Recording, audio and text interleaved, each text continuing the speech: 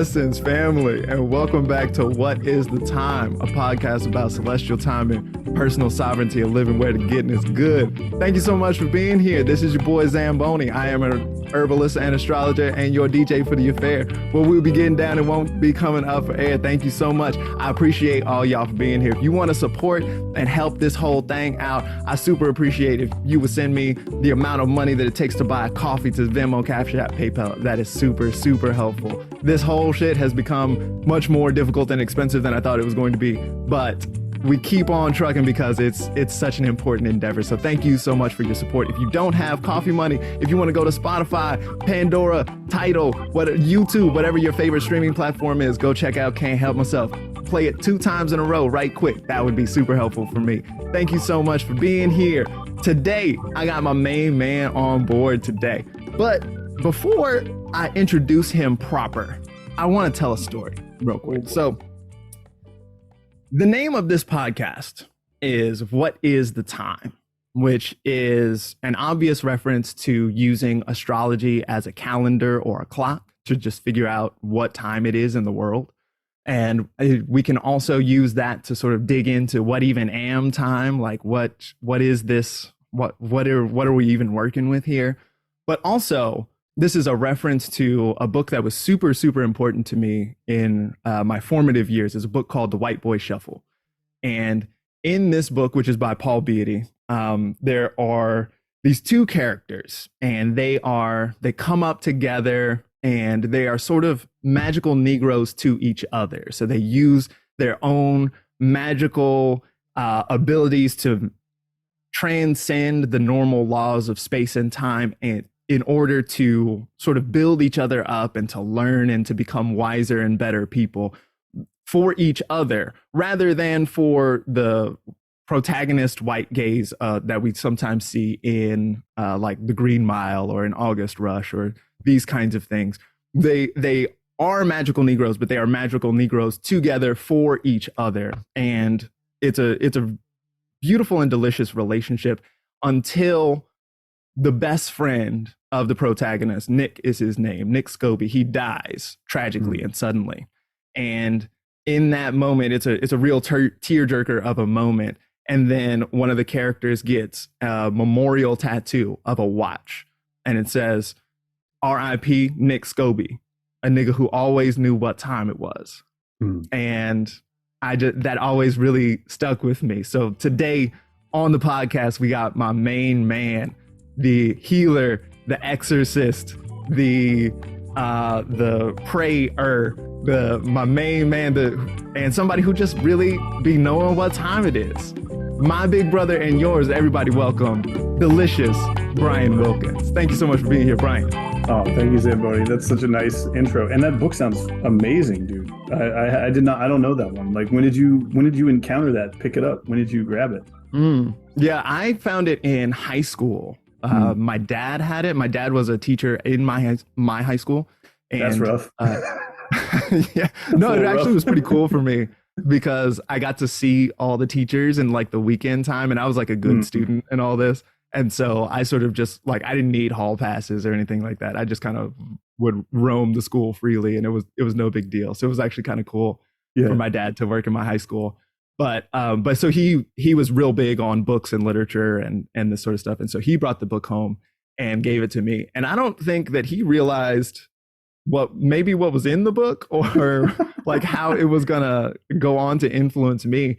It's really interesting. While I was preparing for this podcast, I was listening to you on the Coffee and Divination podcast with Joanna Farrar. How do you say her last name?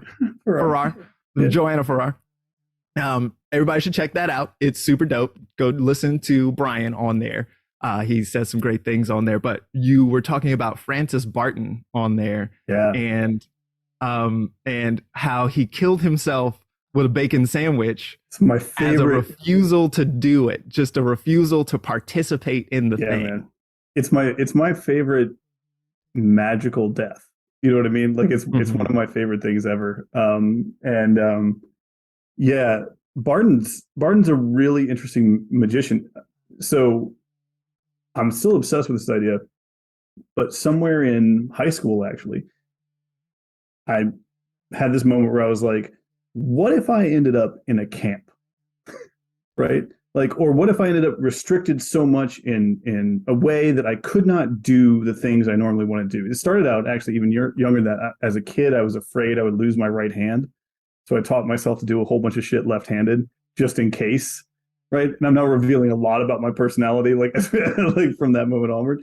But Barden is somebody who had that experience. He's a magician who came out of sort of like an adapted lodge system in what is now Czechoslovakia.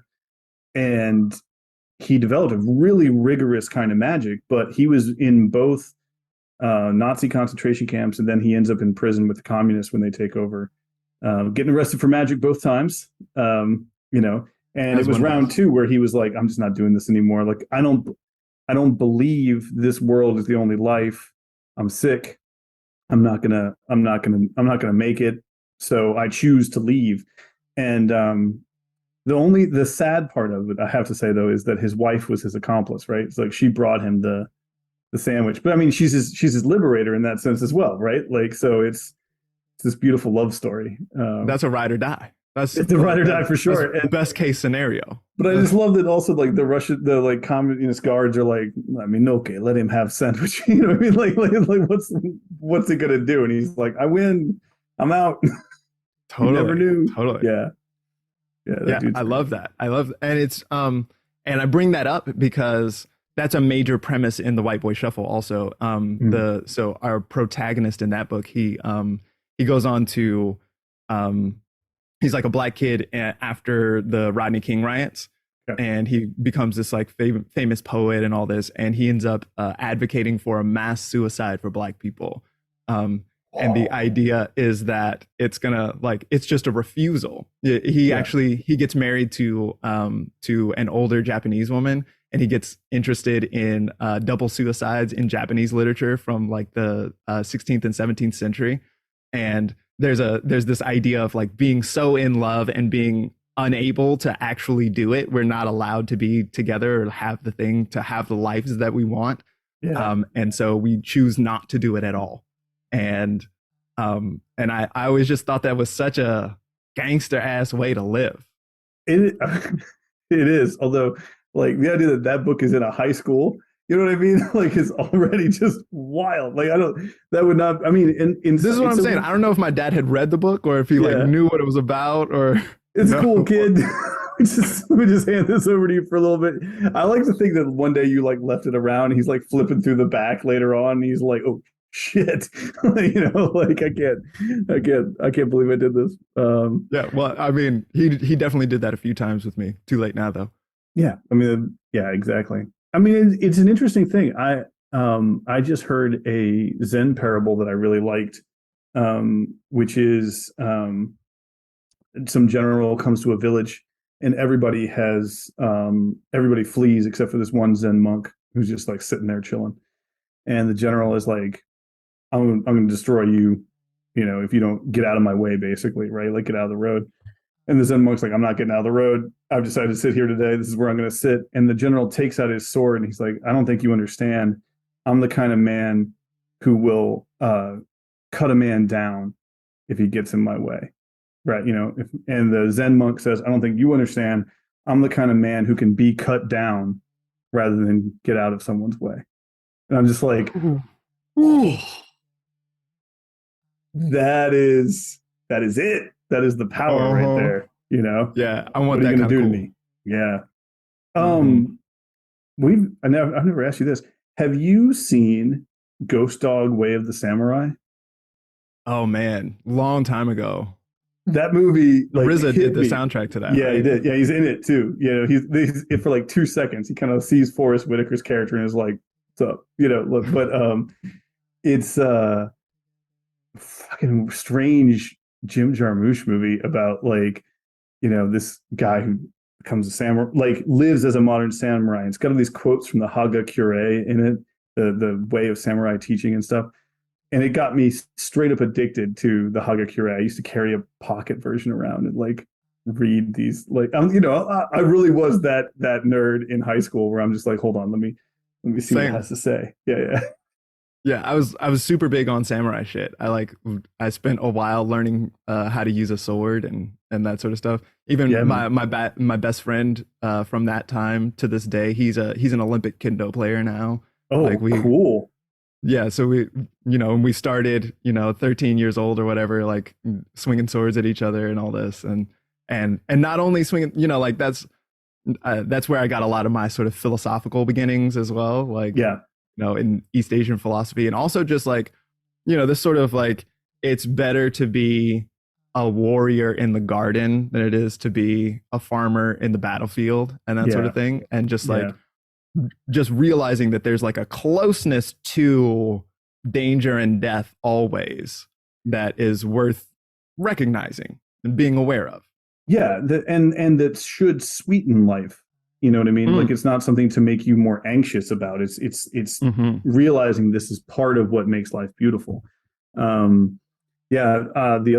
The piece from the Hagakure I always liked best was it's a story about like there are two men and there's a road and it's just coated in rain, everything's soaked, and they have to get down the street. And one guy jumps from like awning to awning and arrives at his destination soaked. Right. The other guy walks down the middle of the street smiling and arrives at his destination soaked. And it ends by saying you should meditate on this and death. And I was like, yes, Word.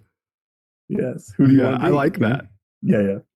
And I love, this sort of like I love that it doesn't tell you which one is better either. Nope. You You know, should think about it. it leaves the choice up to you. Yeah. And this is one of the things that I actually wanted to ask you about a little bit was like, so when you come to realize that the world is not as advertised and that magic is real and that everything is way bigger than you thought it was, then what does that do to your personal sovereignty? What does that do to your relationship to choice? Like, how do you conceptualize the field of opportunity? It's a really big question. It's a good one. So I'm going to answer it as is my way of telling another little story. So I have a good friend who's a firefighter, and he is also a magician and stuff. And I got really moved to work with a particular saint for his protection.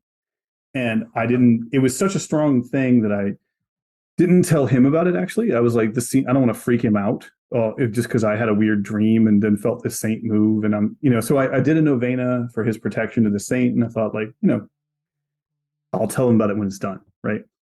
The day the novena ends, he calls me up and he's like, man, you're not going to believe what happened today. I was in a basement and with my company. And all of a sudden I got this thing. It's like, you got to get out. Like the instinct hit me. And I got everybody out, and then the whole place blew up. And if I hadn't gotten out today, that would have been it. And like, to me, it was very clear that like, that's why the saint had gotten in touch with me. That's what, and I told him about it. And he was like, oh no, that's exactly what it felt like. That a saint reached out, pulled me out before things went bad. So I get off the phone with him, and you would think the reaction there would be like elation, right? Like, like, hey, I just saved my friend. Magic's great. But I got incredibly frightened by the idea of what if I had not picked up the phone? What if I had not taken that call from the saint? Is my buddy then just dead in a basement because I didn't do that? So I called up a friend of mine who is not magical at all, who thinks this is all kind of bullshit. And I was like, I need something grounded. He's a chemist. You know what I mean? Like he's just like, Right on time. I asked him one day what he does for a living. He's like, oh, I made a new element today. That's literally, and I'm like, you don't believe in magic? Like, this is bullshit. Like, you just created matter today. For sure.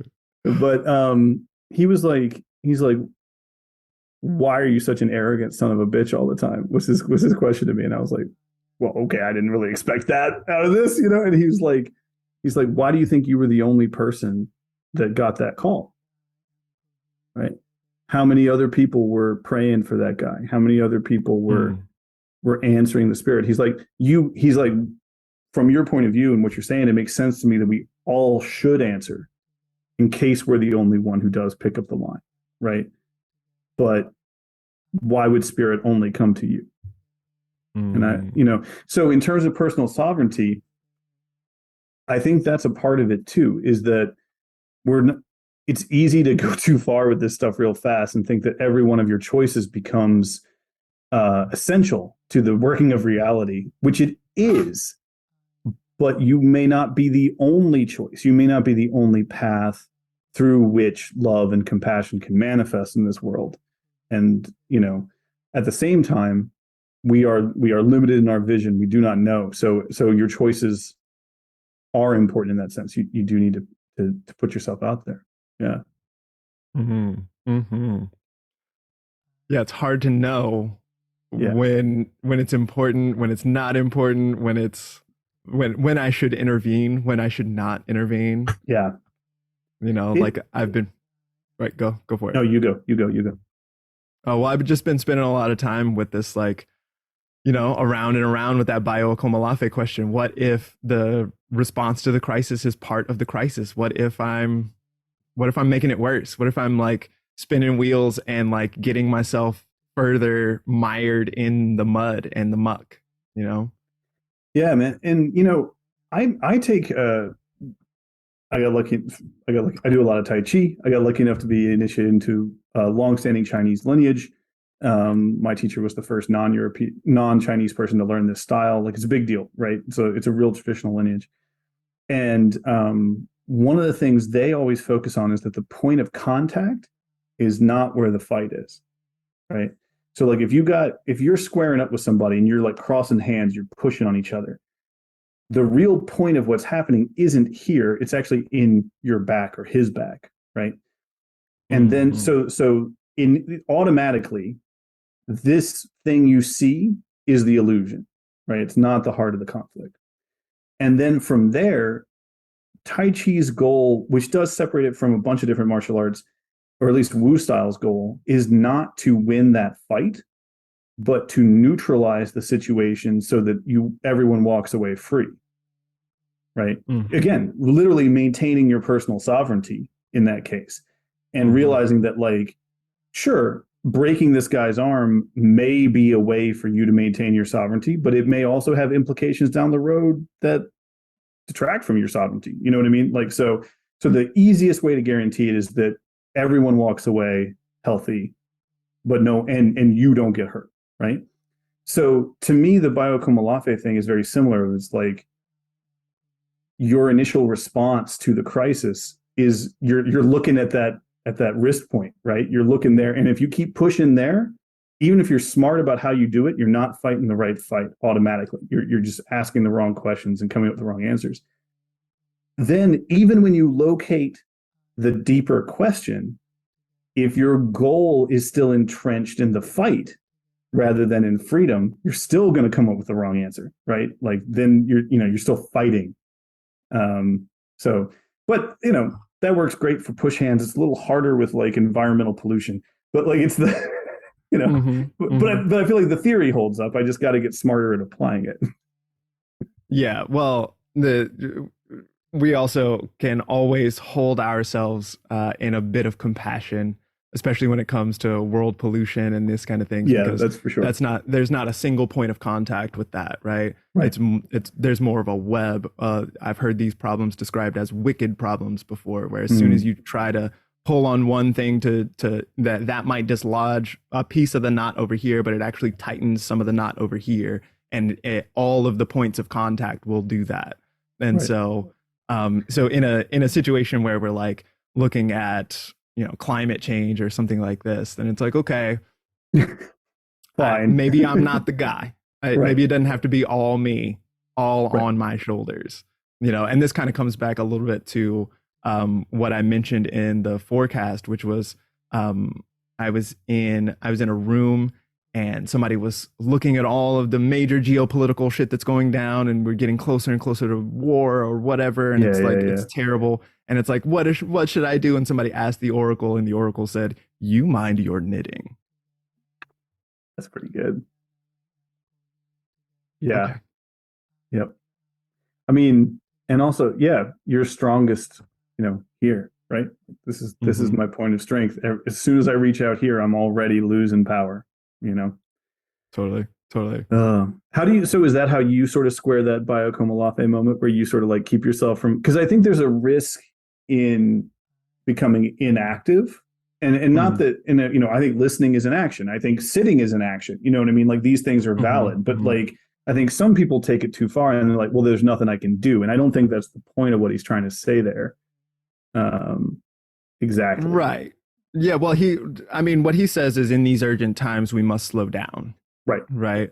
And so that's getting more to inactivity as an explicit choice rather than like, there's nothing I can do.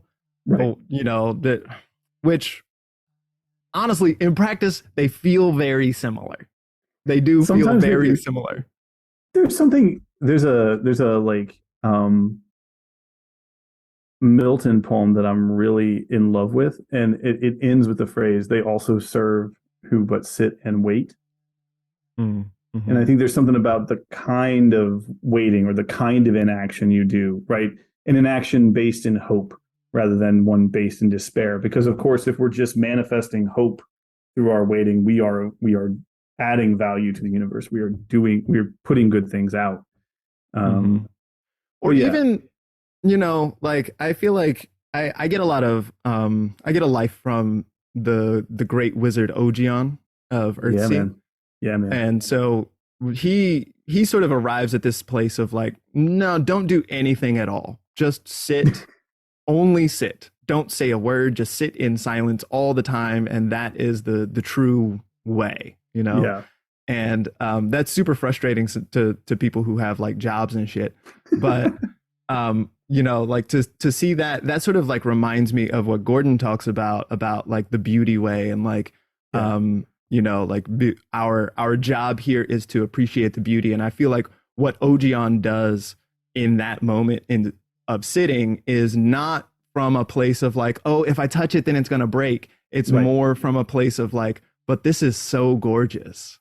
Like all I want to do is sit here and just take in the beauty of everything that is around me because it is so beautiful. And what a gift, what an opportunity it is for me to be here and to witness that.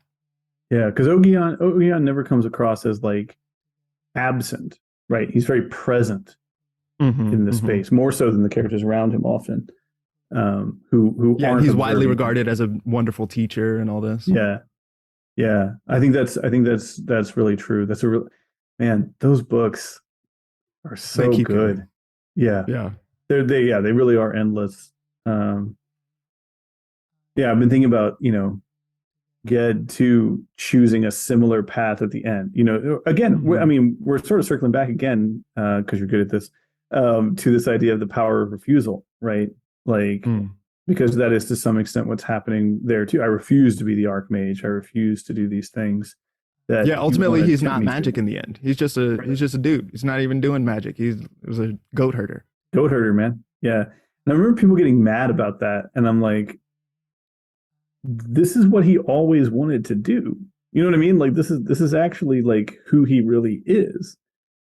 He just also happened to, you know, he starts off really playing with this stuff because like his mom's gone and like because his village gets attacked and you know what I mean? Like it's all this different stuff that pushes him, but no one ever really is like, and then everyone's like, you got to go study because you're going to be crazy and destroy the whole village. You know, like it's not like there's never a moment where he gets to really choose, right? Until he refuses. And then he really does get to choose. Right. And it feels a little bit like there's almost more sovereignty in the inaction, in choosing not to participate. I'm not going to play this game at all. Yeah. You know, which gets back into the other Ursula Le Guin quote, which is how you play is what you win. Right. So if you play the game as prescribed to you, then you can only win capitalist prizes. Yep. But if you refuse to play that game entirely, then a new set of opportunities opens itself up to you. Yeah. I mean, and again, this is that Tai Chi thinking too. So like, people get on Tai Chi a lot for being defensive by and large. or responsive. I would say rather than defensive. But part of that is because it's a lot harder to knock someone out when they're walking away from you. Like there's a reason that in the ring they're like, no, you guys touch gloves and go at each other. If you really want to get out of a boxing match, just walk away the whole time, and eventually they'll stop the fight because it's harder to do damage to you in that way, right? They need you to be throwing your own force into the other person. They need you to be playing the game. And people get mad when you don't play the game. They want you to play the game. I remember fighting my teacher a little bit for fun one time, and it was one of the most frustrating experiences of my life because every time I tried to get a hold of him, he's only 5'7" and like 135 pounds. Like I'm not huge, but I could snap this dude. You know what I mean? Like if I just get my hands on him, I can snap him. And he'd been mean to me all day, so I was into it.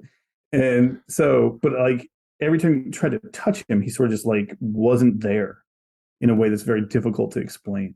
And eventually I was just like, well, fine. Like I stepped back and like threw my hands up, and he's like, that's what it feels like. And that's the goal.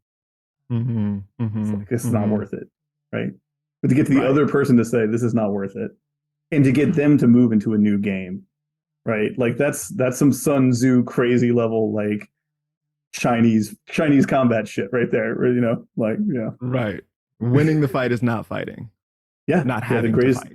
The greatest victory is to win without fighting. Yeah. That dude then goes on to be like, but if you do have to fight, make sure you burn all the cities. So I mean, like he had a really interesting perspective. Yeah. Well, Sun Tzu, the art of war. This guy is a warrior. He wants to win. Yeah. Right. And so he acknowledges that the best victory is if you didn't have to fight them at all. But like sometimes people come at you and you don't have that. Yeah, you don't have that option, I think, it's a really interesting book too. He comes out of a bunch of Taoist thinkers who were obsessed with this idea of like, well, if we do have to do conflict, how do we get it done the fastest so it doesn't draw on? Because they're in this time period of seemingly endless war, and they're looking around and being like, Jesus, well, this is bad. You know what I mean? Like we need to do something else. Yeah, right. But it gets back to, again, that oftentimes their strategy is to get someone to think they're playing a different game than they're actually playing, right? And I was thinking about, when you brought that quote up at first, I was thinking about the Philip K. Dick thing about like, the empire stops at your consent, and it really is in history too, the people who are like, no, I'm not gonna agree to do the things you want to make me do. You can kill me if you want, but I'm not going to do it. That really screws empires up. I mean, when I sort of rethought Christianity and how it related to me and what pieces of it I wanted to keep and what pieces of it I thought were just not working for me anymore, that was one of the things, the Christ as hero figure, who's just like, you can torture me to death and you can't change me. I'm going to Obi-Wan Kenobi this shit. I'm only going to get stronger than you can imagine. Right. That approach to defeating empire, while requiring a lot of bravery, is crazy powerful, and to me, that's one of the real messages there, is that like, I'm not going to give in, Yes, indeed. And so we spend a lot of time, finding ways to be with that kind of calm, that kind of, clarity, and that kind of just, willingness to be present and to allow. Right. Yeah. And so,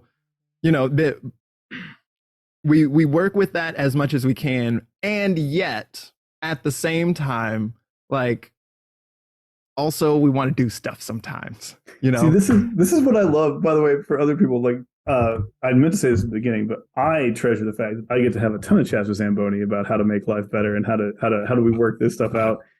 We don't normally do it on camera with each other, but like, it's, we get a lot of these kind of things, and Zamboni's and yets are the things that I think are like the real engine, right? It's like, yeah, this is cool. You guys have come up with this system. It sounds real nice. And yet this next thing, like I think it's really good. Yeah, and yet sometimes we want to do things, right? Yeah, well, because going back to that podcast that you did with Joanna, you were talking about, so like there's a Hellenistic astrological approach, which is Stoic, which is that like you sort of, the goal of astrology is to come to understand what your fate is and then get ready for that and let that be. That's like allowing that to happen. Yeah. And a lot of times that's fairly grotesque. So but then there are also ways to be like, you know what? Nah, fuck that though. Yeah. Like, let me, shout out to the Picatrix or, any other number of interventions. Like, that's why we do magic and stuff. Yeah. Because we're dissatisfied with our material conditions and we want to improve our conditions. And so we end up doing a lot of interventions and this sort of stuff. When I feel like the least controversial among these is healing magic, right? The kind although of stuff. Sometimes I wonder if it should be as uncontroversial as it is in this way. Say more. Well, so I mean, I don't ascribe to the Stoic Hellenistic approach at all. I mean, beyond a certain level of like, there are big forces that move through the world that you're not going to be able to do too much about. You know what I mean? But like, I don't think that when you're presented with somebody who is ill, you should say, well, your stars are up. You know what I mean? Like, sorry, homie. Exactly. Or even that you're only supposed to do this if you could find some wiggle room in the chart to say that it would be valid for you to intervene. Like, no, like nobody fusses at tigers for eating. Nobody fusses at zebras for running.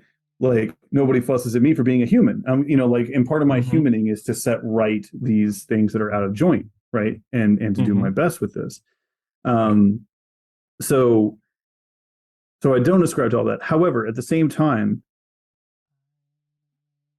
I don't go to healing magic for everything I encounter in my body, right?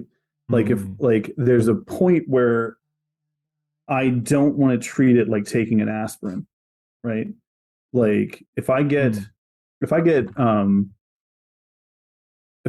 illness that I can withstand, that I think is a part of an ongoing conversation with, the spirit of a virus, the spirit of a plant, or something that's disjointed in me, right? Because it's really my response to this other thing that's happening is what's happening. It's not like the other thing isn't. I by the way, if people haven't heard you talk with Gordon about like, okay, there are no diseases, but how do we help people? You know what I mean? Like, how do we do with that? I've actually recommended that podcast to people for explicitly to understand that concept better. And you guys handled it. So people should go check out you and Gordon talking about this stuff. But there's a certain level in which I'm willing to accept discomfort in order to better understand what I'm trying to learn. Right. And I think that some people take it automatically into, you got a fever, you should have a healing.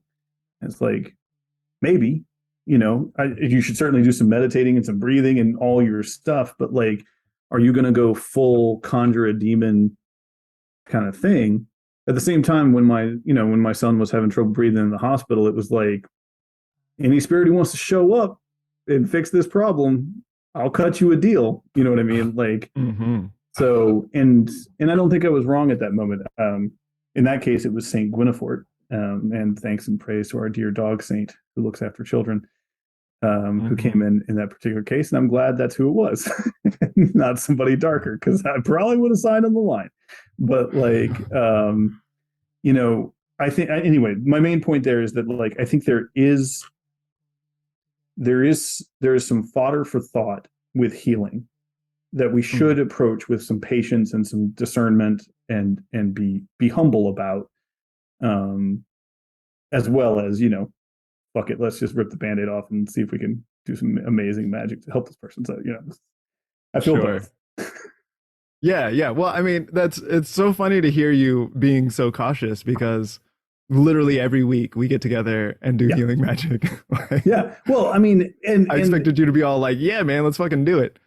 Well, even in those settings, like there's something, by the time somebody comes to a group of people and is like, I'd like help with this, even people who seem to be coming with stuff that people would typically think about as frivolous or less important, like you don't stand in front of a group of 20 people and say, I need a new job without something important being there, right? There's a sort of natural filtration process of and even in cases where, like, everybody comes with a desire, and some week somebody may say something, you're like, I don't know, man, like I don't know if that's actually like legit, like every now and again this happens, but the fact that they brought it into that space with this level of urgency often is speaking to some deeper need, right?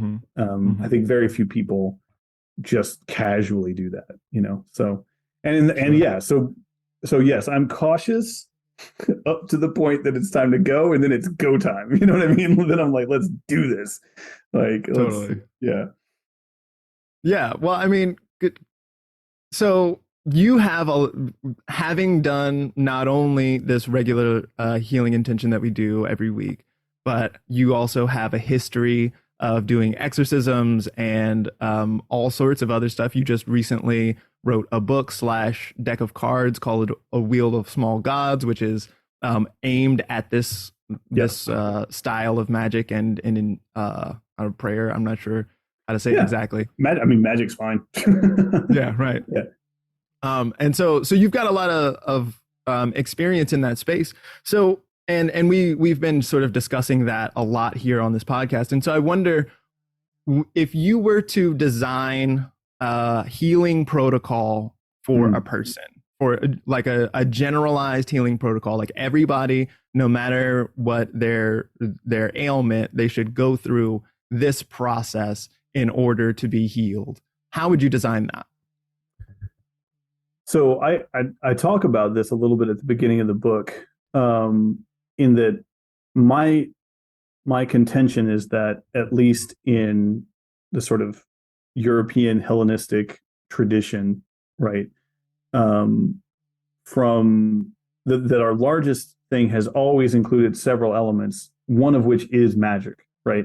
And that what's weird about our current Western allopathic medicine is that it's just like no magic, right? And it's a really weird Rockefeller post 1930s, weird split on trying to sell you gasoline as medicine. Like, it's just a really strange moment in time. But I tend to think that the priests of Asclepius in Greece had like a pretty good setup, right? So like in that case, let's say you have, well, I use asthma in the book because that's what my kid has and was what sent him to the hospital, right? So if he had asthma back in Pergamum at the time, I like Pergamum instead of Alexandria because that's where Galen was, and he's all fancy with medicine. So that's why I use it in the book. Pergamum, the town that's like, Alexandria's got a library, but ours is just as good. You know what I mean? Like, that's the entire vibe of that whole city. Just like, they have a statue of Athena, we have a bigger statue of Athena. Why isn't anyone writing about us? Anyway, so if he'd had asthma at the time, I took him to the temple, they would have first done it's really interesting. They would have done a bunch of things to sort of reassure him about the process, even though it's very quiet. And I think this is something as healers in our own practices we can do too. We can do a lot to help people feel comfortable and that this is going to work and that we got them. In this case, they would show, as you walked in, you would see all the offerings that people had given for successful cures, right? So the first thing you encounter is all this art that says people got healed from these various things, right? So there's proof there. Then you go in and you are cleansed, you are clean, given clean clothes, given a place to rest, given water or food, all your immediate physical needs are seen to, right? So I would say that, like, in addition to comfort as you come in, this idea of a cleansing of some kind, like literally just like take you out of the world. You're in a separate space now. Then you would see You'd see a doctor who was looking at your physical ailments, who is also probably the same priest of Asclepius, but like, so physical doctor. You would see a priest who would interpret your dreams, right? So you have sort of like a physical doctor, a dream doctor. You would have somebody who, again, sometimes these are all the same person, but you would have somebody who was prescribing medicinal herbs as well as like an actual like pilgrimage or other physical things or dietary things. So you'd have somebody who like looks into all that different stuff. Then you would get to go and you would sleep in a specific room and hopefully have a dream of the god, right? And particularly the things that stuck out to me, seeing a snake or a dog, very lucky in these circumstances, particularly if either of them were licking your wounds. That was good news. But then you would come to the priest and they would interpret the dream. And from that, they would then give you prayers, images, poetry to enchant, recite, whatever. So the magic component. So I would say that any good healing should involve care for the body, care for the spirit, actual magic, but also like herbal prescriptions, healing for whatever the physical needs are at that moment. They're all on the spectrum. They all feed back into each other. People deserve to have access to healing coming in from all sides all at once, right? Like in an ideal setting. Mm-hmm, mm-hmm. This reminds me of, again, shout out to Ursula Le Guin, who on the planet Hein, which is like the most ancient of all human civilizations in this text, in that space where they have tried everything and they've got everything like pretty down. They know how to live as humans. In that space, to go to a hospital is almost considered a privilege because it's so great in there. It's so like it's deep in the woods and it's the cleanest water available and you've cleansed and you're like and your skin is getting radiant and it's all soft because the water is beautiful and the water is delicious and all the food is delicious and all of the people are wonderful and they're singing and it's like the whole space should feel like healing. The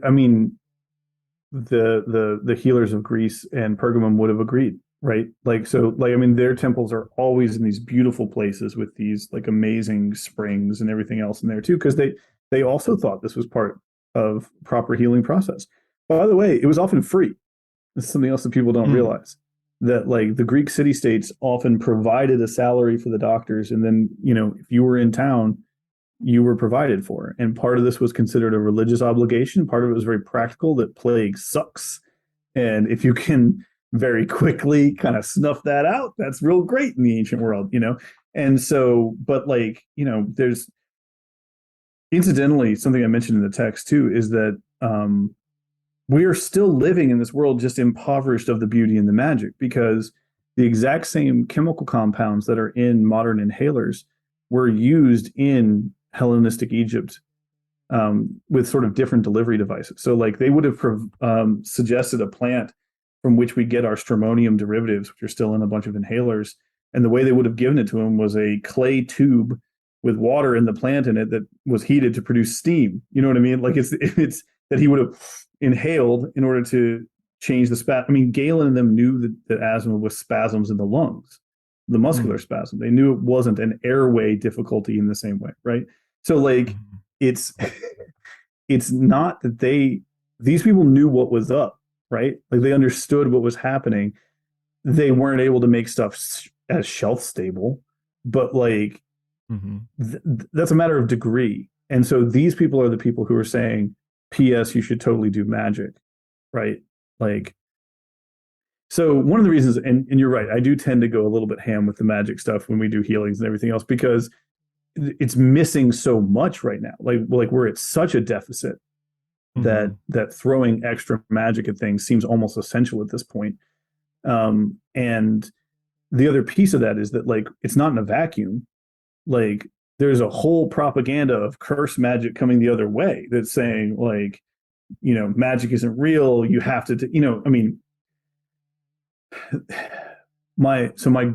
if you'll allow me one brief, I'm ranting a little bit here, but okay, all right.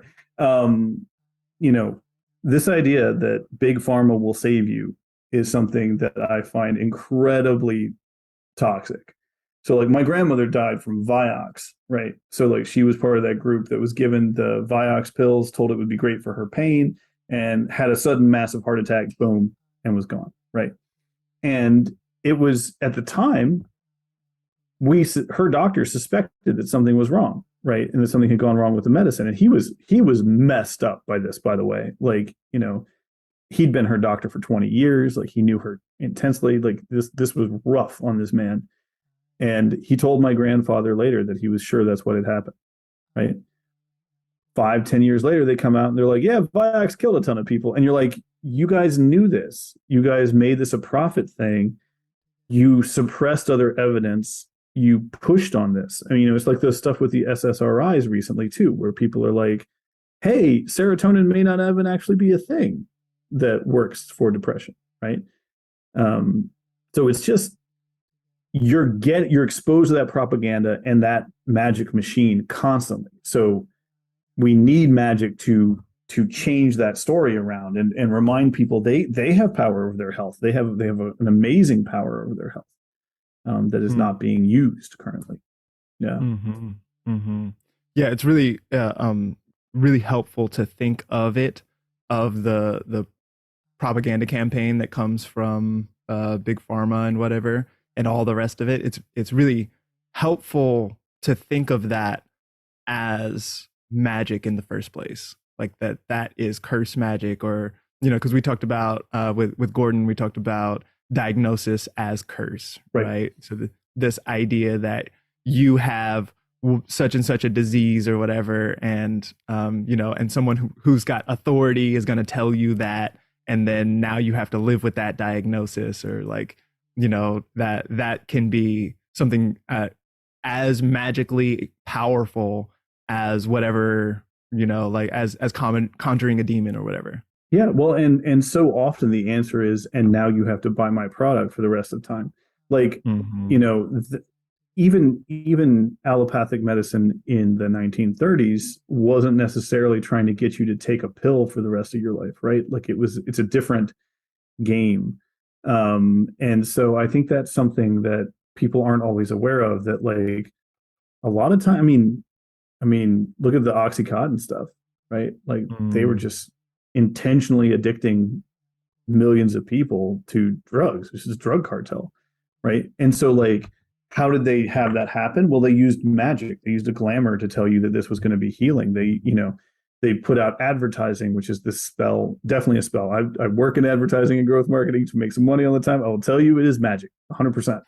Like, and so, you know, it's that whole like the biggest trick the devil pulled was make you think he didn't exist, right? Like it's them being like, no, we don't do magic. We don't do magic.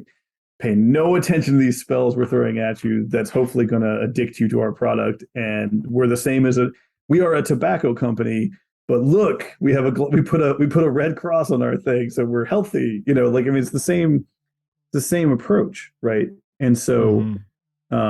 Yeah, I mean, I actually think that there's very few spaces in this world where magic is not being actively worked.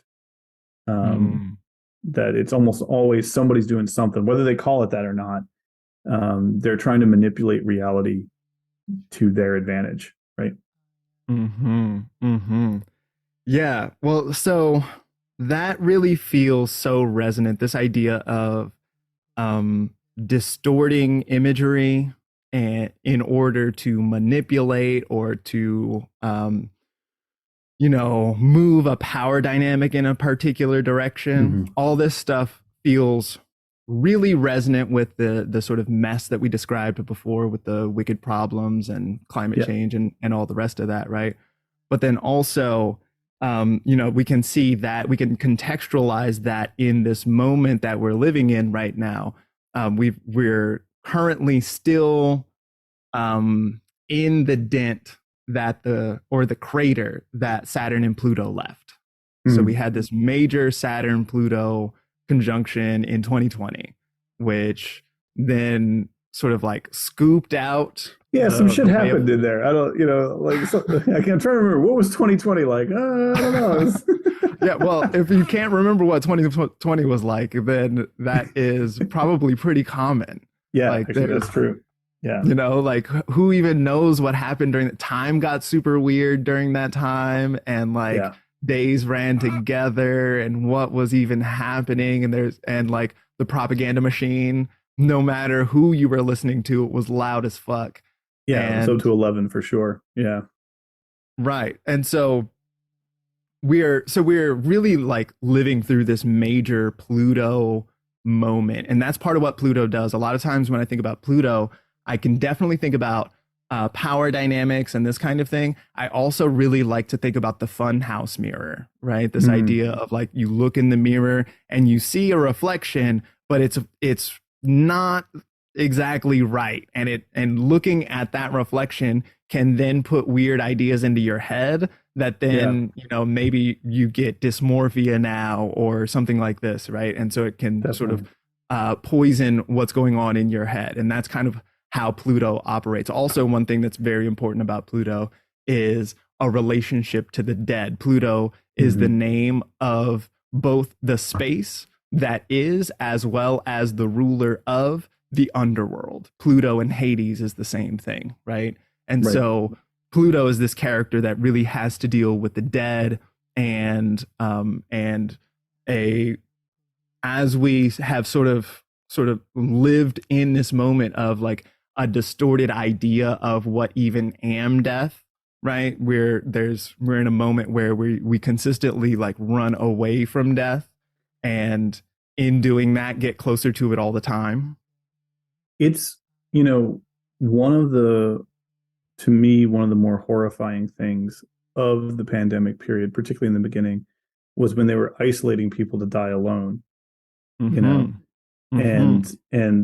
people had a hard time even saying like, look, I'll put on one of those fucking spacesuits, whatever I got to do to get in there. I just, I don't want Nana to go on her own, And they just don't allow you to. They wouldn't let you do it. And there was something incredibly inhuman in those moments, right? Of like, we, the state, are literally keeping you from tending to your dead, for your own good, right? You know what I mean? Like that kind of like double edge of, you can't do this, I will throw you in jail. And also it's for your own good because you're too stupid to know different. Was really on display. And you're kind of in jail either way. Well, yeah, exactly. You're in lockdown already, and it's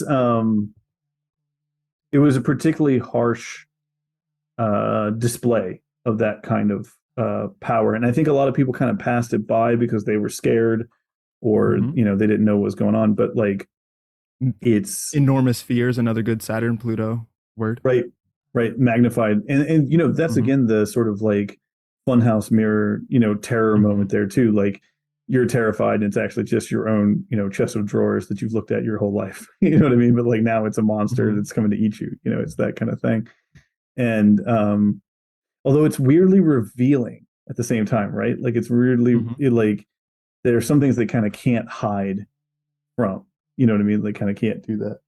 I think I got a little jumper here for a second. Let me just take a second, see if he's sure. Yeah.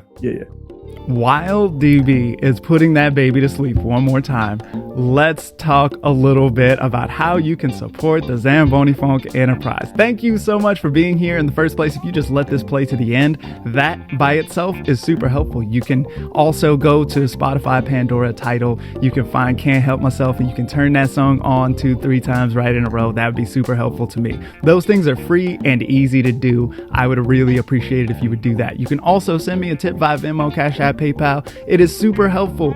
I spend so much time on this. I continue to work on these captions. These captions are very difficult. They take a long time to do, and they are It takes like 3 or 4 times the amount of time that the podcast is. So it's like this one came out to like 10 hours or something like that I worked on them, and they're not even that good in the end. They like are just passable, so everybody's name is right, and so things are like not confusing. So what I'm going with this is none of this is paid. This is just like, like if you want to get on the Patreon, then you can help to support the whole thing regularly. I am almost enough Patreon subscribers at this point where my rent can be taken care of, just to keep me housed while I sit here and mess with these captions and stuff like that. You can support me there, Venmo, Cash App, PayPal. You can just go and listen to the song a few times, all that sort of stuff. You can tell a friend and send this video to a friend. You can just leave a lovely comment, send me a heart emoji or something like that. I just appreciate y'all being here and taking the trip with me. I know I'm getting into some weird stuff here, and me and DB are only going to get weirder from here, but I just really appreciate y'all being here. I super appreciate it. I love y'all. Thank you so much for being here, and enjoy the rest of the show. We were talking about Saturn, Pluto. Oh yeah. I thought a little bit about like how they kind of can't help but reveal themselves at these moments too, right? Like the thing that they've been secretly doing, right? Been secretly trying to put forward this kind of power for a really long time, but this time they were like, no, we're gonna let you see it. Like we can't stop ourselves from showing you what it looks like.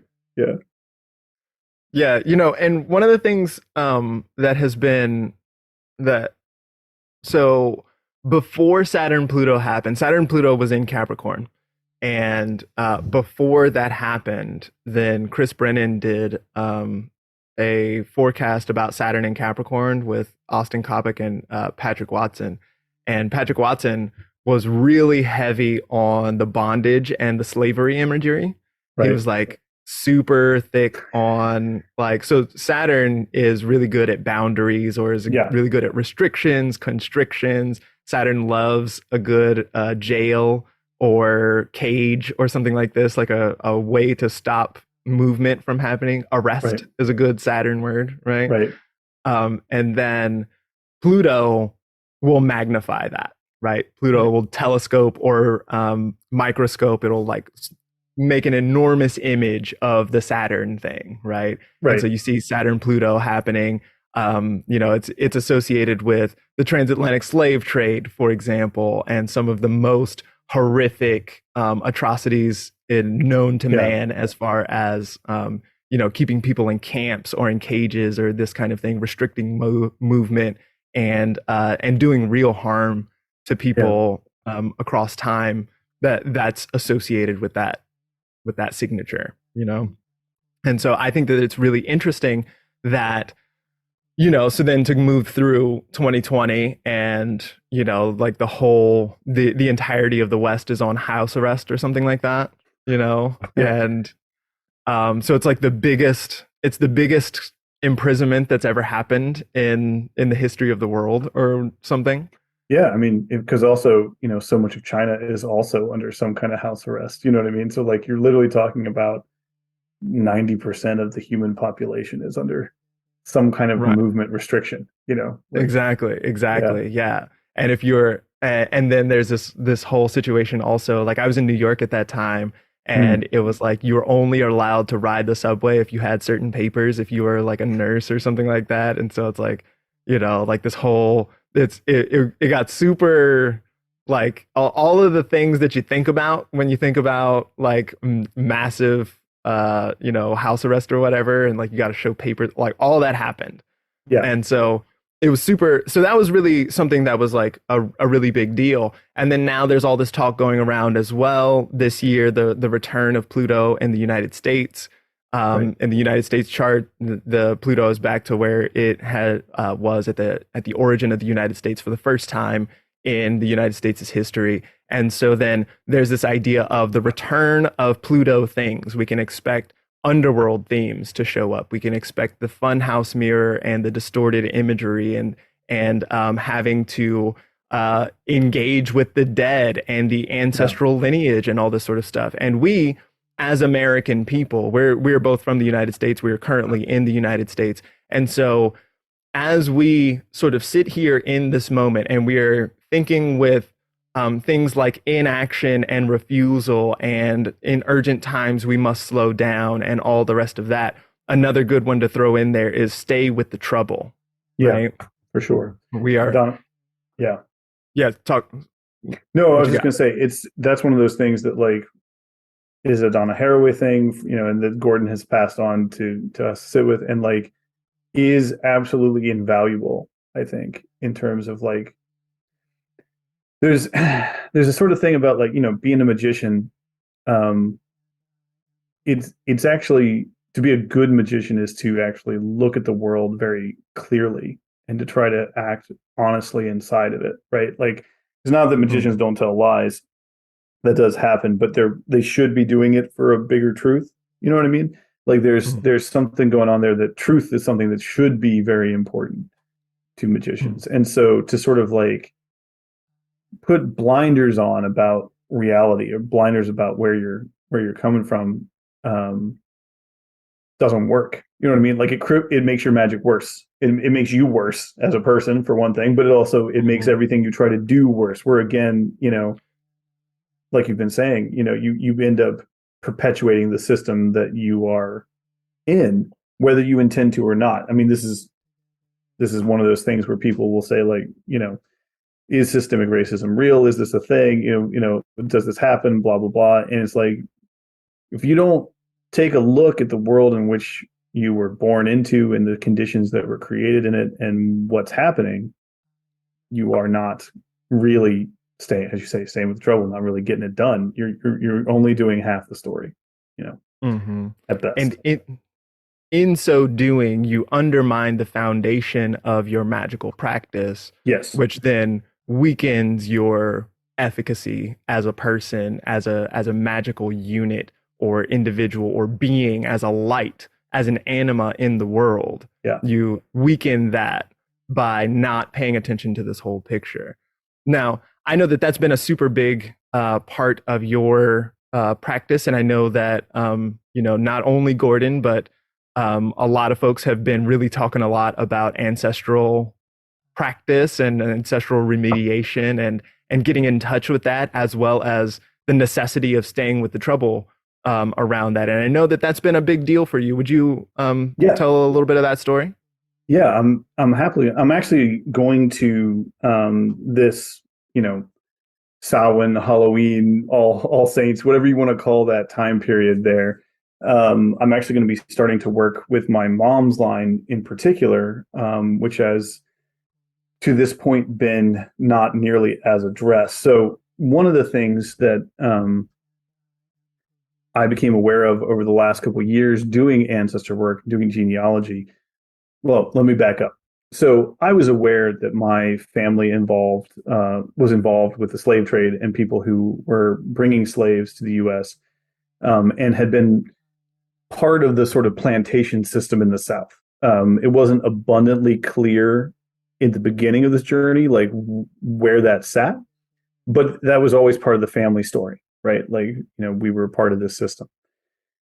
On my mom's side, the part I'm going to work with coming up, they went from being kind of German mystic immigrants, who came over and were trying to found a utopia and that kind of stuff. Within 3 generations, they're overseers, right, on a plantation, literally. And people will say like, oh, that happened a long time ago. Like, this sort of stuff is, distant from you. However, my sister ended up having her wedding at the plantation where that maternal line had been overseers. And part of the reason that, and my sister has actually been struggling with this right now and sort of trying to figure out what does she do with this, right? Because at the time she was young, she was like, I need a venue. And my mom was like, hey, we have this connection, this place, you can have this venue. Just hearing like, oh, there's a family connection, they'll cut you a deal. Well, that family connection is that we were overseers on that land and we're getting a deal on that venue because of the brutality our ancestors inflicted upon, African slaves. Like, so, you're still getting a bonus, right, for buying into that system. So like it hasn't gone anywhere, right? Like it hasn't, the system is still existing. My mom's line ended up actually doubling down on the lost cause and doubling down on racism in the 20s and the sort of like, what actual like straight up no question white supremacy kind of stuff. One of my grand cousins, it's hard to tell at what point where they sit in the lineage anymore, was the attorney general who did speaking of acts of refusal, right?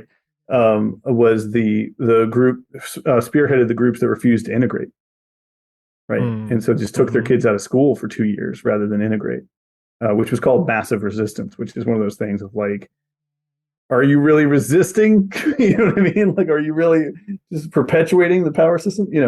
So, but you can see the ripples of that on that side still existing. My father's side, I found out when I was digging into this, we've always had this thing, like we go all the way back to Jamestown. We were here in 1618.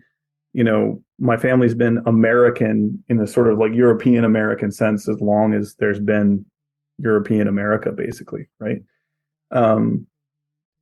That said, John Wilkins, that guy was the first person to import African slaves onto the eastern shore of Virginia in the 1620s, right? And like that is the first.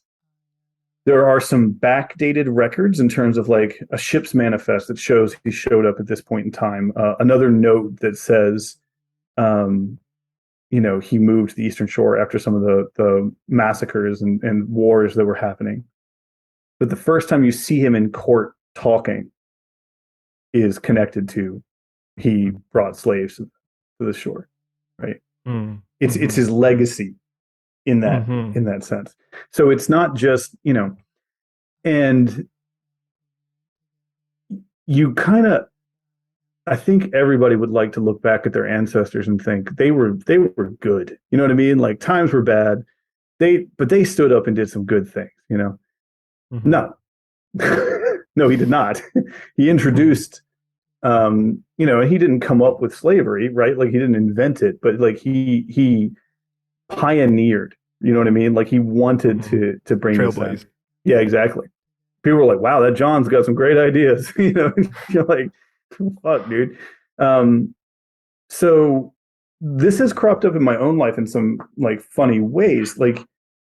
So that line has the advantage of my great grandfather had some kind of religious break or something where he annulled his first marriage. He married a new wife. He stopped going to the same church. We don't actually even know half the family because he stopped talking to them.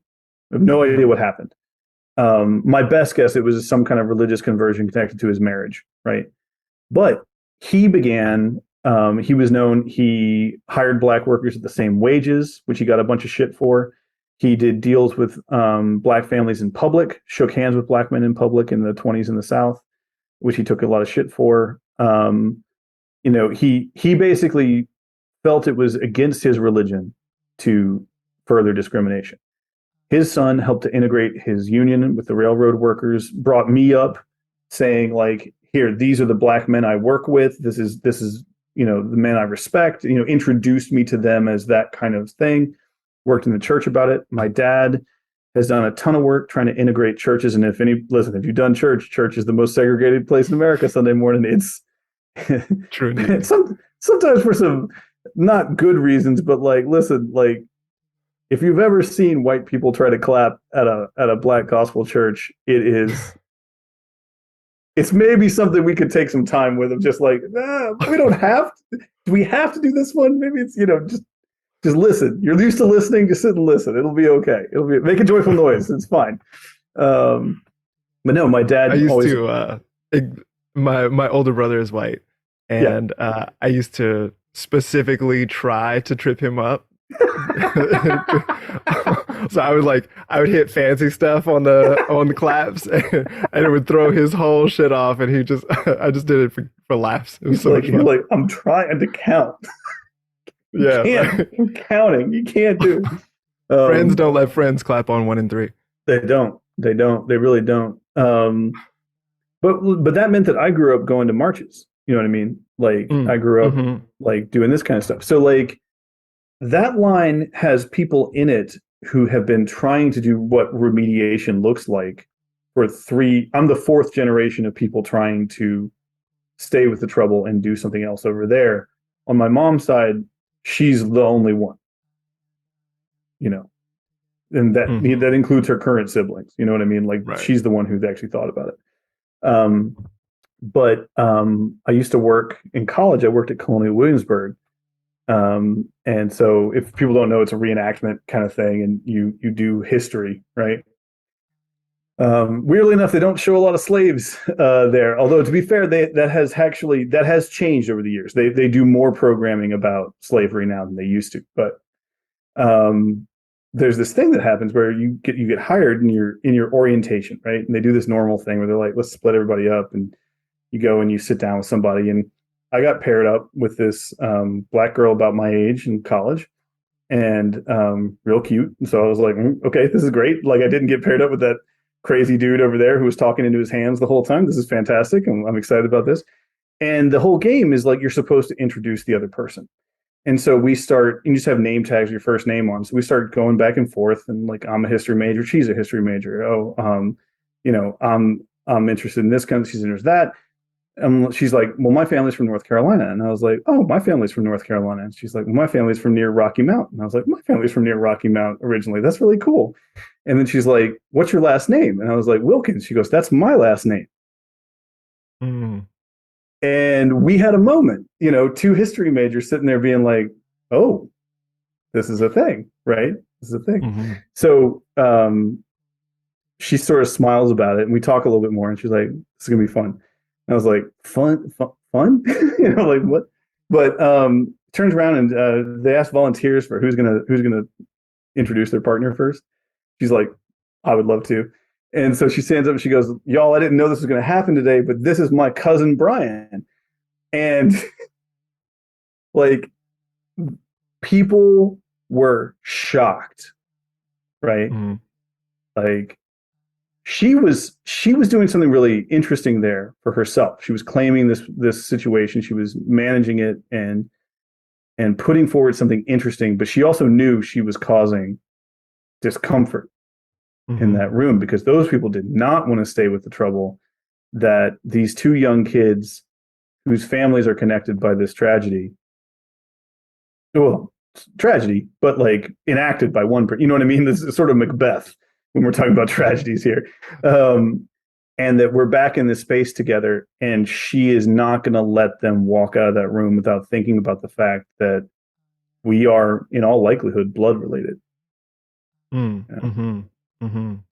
And it was an amazing moment. And she and I got together for drinks a couple times after that. It was fun, but like, after a little while, our schedules took us in different ways. I didn't get to keep up with her, but that's what we're talking about, right? Like, you're gonna, are you gonna pretend that's not real? You know what I mean? Are you gonna pretend that her experience somehow doesn't exist? That my family didn't arrange for her family to have come from a different continent and work tobacco in North Carolina, and now she's here related to that idea, So you got to sit with that stuff. You can't just, you got to do work on it. Right. Indeed, you have to. So there's two things there. You have to sit with that in the sort of Odeon style in action. You just have to sit and be with that. Yeah. Oh my. Oh my. Oh my. So well then, Yeah. And you just gotta, and you have to do that like to the tune of a generation or something like that. Like it takes a long time. You have to like be with that for a fairly strong period of time, and that I don't think that ever really stops. But the other piece is that you got to do some work on that. Yes. Right. It's not enough. It's like acknowledging privilege, right? Mm-hmm. I don't know if you've seen people do this, but they acknowledge privilege and in so doing reify their own fucking privilege in the process. Sure. Right? they use this moment that should be a moment of like, let's get honest and talk about how things haven't been equal for everybody or fair for everybody in the society, and instead somehow make it about them in the process and how great they are. I heard someone say one time, like, I'm sorry, I just want to acknowledge my privilege that I grew up in and my dad's a millionaire, and I always had the nicest things and everything. And then, like, the list kept going on. The longer they went, the more I just wanted to like throw them in a ditch and walk. You know what I mean? It's just like you need a dose here. So like, it's what, again, not necessarily, you got to sort of think about how to get out of the apparent conflict, not to, people want to rush and provide solutions, but 90% of those are just about white people making themselves feel better. Which I'm also guilty of at some point, you know what I mean? Like that's a temptation that exists. But like, I had the privilege of having significant Black teachers in my life, right? That changed my perspective and were kind enough to take me into their confidence or into their household a little bit. My karate teacher growing up was Black, Jerry Lemon. Not only taught me, how to duck better, because I was real bad at ducking. And as a kid, frankly, I needed to do a little more ducking. He one time told me, he's like, you don't duck well, but you do have a good shit-eating grin. And I was like, I don't think that's a compliment. My nose is your bleeding. strengths, man. Yeah. He's like, guess your head's hard. But, he would take me fishing, right? Mm-hmm. He would talk to me about his daughters. He would talk, I knew his daughters. I knew his new wife. I knew, why he had certain tattoos on him. Like he would teach me about what it was like. He was one of the first kids to integrate into his high school, right? And so he was talking about like what it meant. He still remembered drinking out of a whites only drinking fountain and getting chased, So he, without putting things on me, because I was 14 through, it was high school mostly when I was with him, right? Mm-hmm. And without putting things on me, he also was always being like, you need to be aware of who you're talking to. You need to be aware of what's going on here, and you need to understand what it means to learn karate from a Black man who learned it from a Japanese immigrant. In, like, this isn't, I'm teaching you how to do this, how to fight. But for me, fighting was life, right? Like I was literally going to die if I didn't fight well. And is that true of you? And if so, for what? Right. Mm-hmm. Yeah.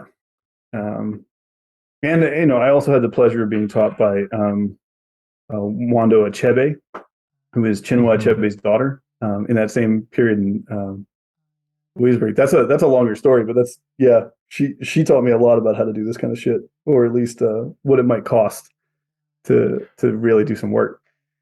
Yeah. That's I want to hear that story. We got time. Okay. Yeah. If you got time, we got time. I got time. So Wando Achebe was and is, she's still teaching places, you know what I mean? And if you get a chance to take classes from her or see her talk in public, you totally should. Brilliant historian. At the time I knew her, still fairly early in her career, like she was doing like a postdoc thing at William & Mary. I'm not sure exactly, but she was visiting professor somehow. She wasn't there permanently. And just completely out of my league in intelligence, in eloquence, in everything. Just one of those things where like, you walked in the room and you just blitzed. She was also beautiful and pregnant at the time. And there was just so much energy coming off of her. My really dumb, 21-year-old ass was not prepared, right? Like I walked in step one and I was just like, I am not okay. I'm just, so I had the biggest crush on her as well, right? Like, I mean, this is obvious, right? Mm-hmm. And I had just taken, honestly, this wasn't even really my area, but I had heard that she was a great teacher, and she was teaching a class specifically on the Atlantic slave trade. And I did know this was part of the family background at this point, and I wanted to sit with it and understand it a little bit, right? So we get in, and as the class goes on, it's all white kids, right? There's, that's part of William and Mary was very white as an institution. It wasn't the worst in the state, but it was a pretty white place to be. And we're going through, and everybody is very aware that they are a white kid in a class being taught by a black woman about the Atlantic slave trade, right? And at one point, I made the comment that my family still had some really weird books and stuff, and included this, is this you, Dr. Livington, Stanley book, what is that, Darkest Africa or something like that. Like, we had a first edition of that from my mom's side that was in the house. And I had read it when I was a kid, and it was one of those things where you're like, holy shit, is this racist? You know what I mean? Like, you just sort of like, you had the cultural stereotype of a guy who wandered around and found a doctor in the woods. And then you read the book and you're like, that's not what's happening. This guy's a genocidal madman. Right. And so I went home for break, and she was like, hey, why don't you bring that book back? I'd love to take a look at it. Bring the book back. And I bring it to her office hours, and she's like, this isn't actually why I called you in here. That was one of those things. I was like, well, I brought the book. You could have just asked me to come by. But she asked me to do something that was really strange. Not strange, brilliant. But she said, no one in this class will take the side of arguing that slavery was good. No one is going to say that there was a reason people had for doing this kind of thing. No one's going to say that there was a logic behind slavery. And she's like, unless someone takes that point, we're never going to really get to the heart of the issue, that people weren't monsters, or how did people become monsters, right? How do you do these monstrous things? People almost always do it because they think they're doing something good. Even if part of their soul is dying as they do it, they're justifying, they're rationalizing. And if you look at the writings of slave owners, I mean, one of the things we read in that class is how insane Southern officers went after the Emancipation Proclamation and the mammies left. They're like, I read a letter from a guy writing home, was like, is there even a point in fighting anymore if Mammy's not at home? Word. And you're like, what the fuck is this entire psychological viewpoint, Well, I think what we get into something that's really important there, which is that, like, it is like being a slave owner isn't good for you. No. It doesn't make you feel good. It doesn't, like, it looks on the outside, it looks powerful and it looks like you're winning or whatever, but like on the inside, it doesn't feel that way. No, it's destroying them very clearly. Like, the corruption is very clear in these people's lives, reading their letters and understanding stuff. So she has this talk with me, and she's like, so we need to pull this out in class. And she goes, will you argue for slavery in the class? And I had to take a moment to sit with it, to be completely honest, because I knew from some other experiences I'd had at that point that if I take a strong stance on the side of slavery, it's not just going to be in that classroom, right? Like, that's going to. So I was like, but again, her request was fair, right? Like, of all the people in there, like, I knew what my ancestors had done. I knew that they had reasons for doing this. Like, so, I had the understanding of what I could do there. And also, I owed it. You know what I mean? Like, I could not say no in that moment and still be who I wanted to be.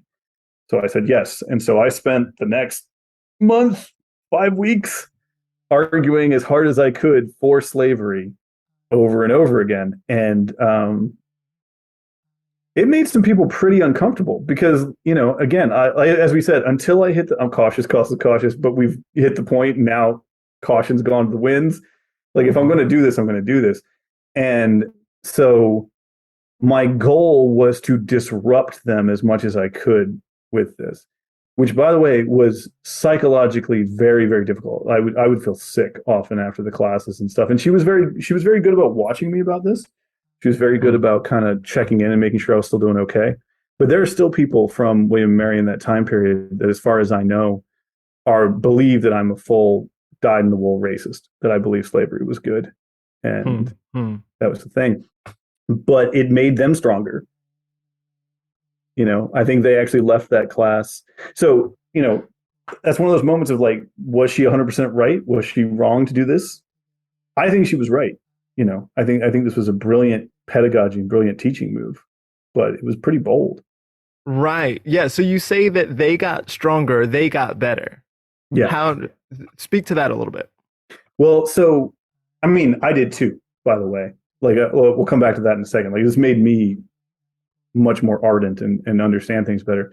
But it's very easy, I think, for liberal, educated, pretty well-off white kids to assume that they would never have enslaved anyone, that they're on the right side of history and that they know better, right? But the truth of the matter is they're all wearing slave-made shoes and they're all carrying slave-made phones, and all they have done is offshore slavery someplace else so they don't have to look at it, right? Their entire lives are still built on slavery. And now for the first time, they had to like face the question of like, would they have done it? And they had to justify why they wouldn't have, which means they had to create those patterns in themselves to say, no, I wouldn't do this, right? And so then the next time someone else says like, oh, but aren't the lithium batteries in there mined by slaves? They now have a pattern of reckoning with this that they have to do, which I think was the point she was getting to. It's not just the past, but how we talk about the past projects into the future and creates new ways of being. For me, it gave me actually more and less compassion at the same time. Like I simultaneously understood what it would have been like to grow up in a world where everybody's telling you that slavery is vital to the survival of humanity, right? This is a moral act. And also being like, but there were people who said it was bad. You guys are idiots. Like, you knew it was bad in your souls. You knew this was killing you and you were just addicted to it, which when we come to the present day is the same thing, right? Like, there are things in my life that I tolerate less now in myself and in my actions than I would have earlier because, I know they're corrupting, right? And can see what that does to people. Yeah. And so then in doing that, then this kind of like gets to what we were talking about before about the honesty that goes on to build a strong foundation and how dishonesty undermines a magical foundation. Your magic doesn't work as well. You're a less effective person in general if you're sort of dishonest with your thing, right? And so this feels like a very strong exercise in honesty and then also probably in coming to recognize a kind of dishonesty as well, right? Yes. Yeah. You begin to, again, if we're talking about magic being done at a big level, something you and I have talked a little bit about before, but I think is relevant here too, is that whiteness and the slave owning system and everything else is a constructed system. It was intentionally put in place. It's not a mistake. It's not something that just developed on its own. It was created to create a propaganda glamour that allowed you to do horrific things to other human beings so that you could make money. Right? Like there are literal manuals, right, that what you could order on how to be a good plantation owner. Which, when you think about the fact that there's an industry that you can order books on how to do this, is already really fucked up. But in that, it has a whole section on how do you deal with your white workers and overseers, right? Because you don't want to pay them. That gets rid of the money. So what do you do to get them to work for you in the way that you want? Well, you invite them to come by your house for Christmas, not to come in. They don't have dinner with you, right? They're not that level, but they'll come, but they're allowed to come to the kitchen and you give them something special. You have a little gift for them for Christmas because they're white, right? You're going to keep reminding them that they're white, because if they actually look around for 10 seconds and realize they have much more in common with the people around them, this is the Bacon's Rebellion kind of stuff, right? Like, then all of a sudden you're going to have an alliance of everybody who isn't actually making money off this system working together. So you need the whiteness to serve as a barrier point, so you can recruit soldiers, so you can do this you can create this plantation capitalism over and over and over again. It is the same. I would argue this machine continues, and this is something that's really, that whether people know it or not, they are consistently taught that, white standards of beauty are more important. White founding fathers are more important to talk about than Martin Luther King Jr., right? Like, this is reiterated because it creates special class things that then allow you to do violence by othering other people. Like, this is why cops can do violence to communities of color, because the whiteness, whether or not they are white, but the whiteness they're entrenched in allows them to create othering and do violence, which was his point. Mm-hmm. Right. And so you've hit on something that's really, really important there, which is that, like, this problem of slave owning racism is a problem of whiteness. Yes. Right. It is rooted in whiteness, and that comes out of whiteness. And so that's part of the reason why I wanted to have you on the show to talk about racial stuff, right? I didn't want to wait until I had somebody black on and then talk about race with black people, because black people are not the problem when it comes to racism, right? The black people are, they become the focal point, right? And blackness becomes the focal point because that's the other thing that you can then root out. But that is only by contrast against the whiteness, right? Right. Yeah. It's interesting. I think actually one of the really amazing acts of political power really starting in late 19th century and then into the 20th and 21st century is the claiming of blackness as a positive virtue, right? The ability to take this thing that's been created and say, no, I have a culture. I have a thing, this is a powerful thing that unites us, is a really amazing thing, because again,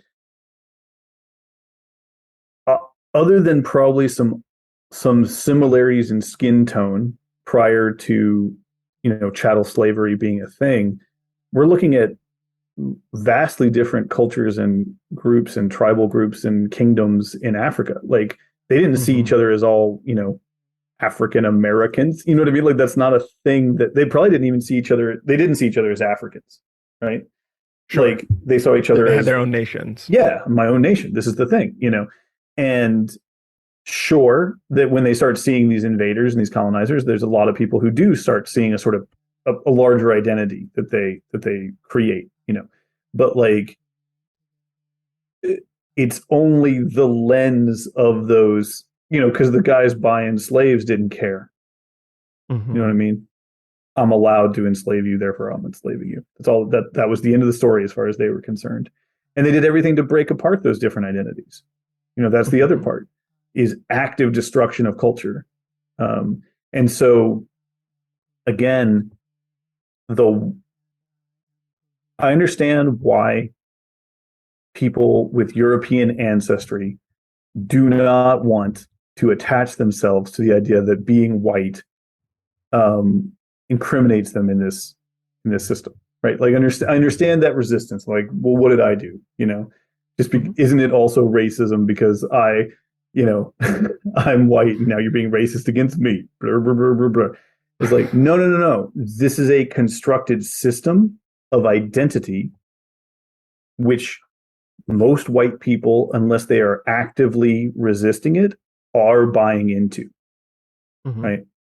And so I think there is some good work being done on, like,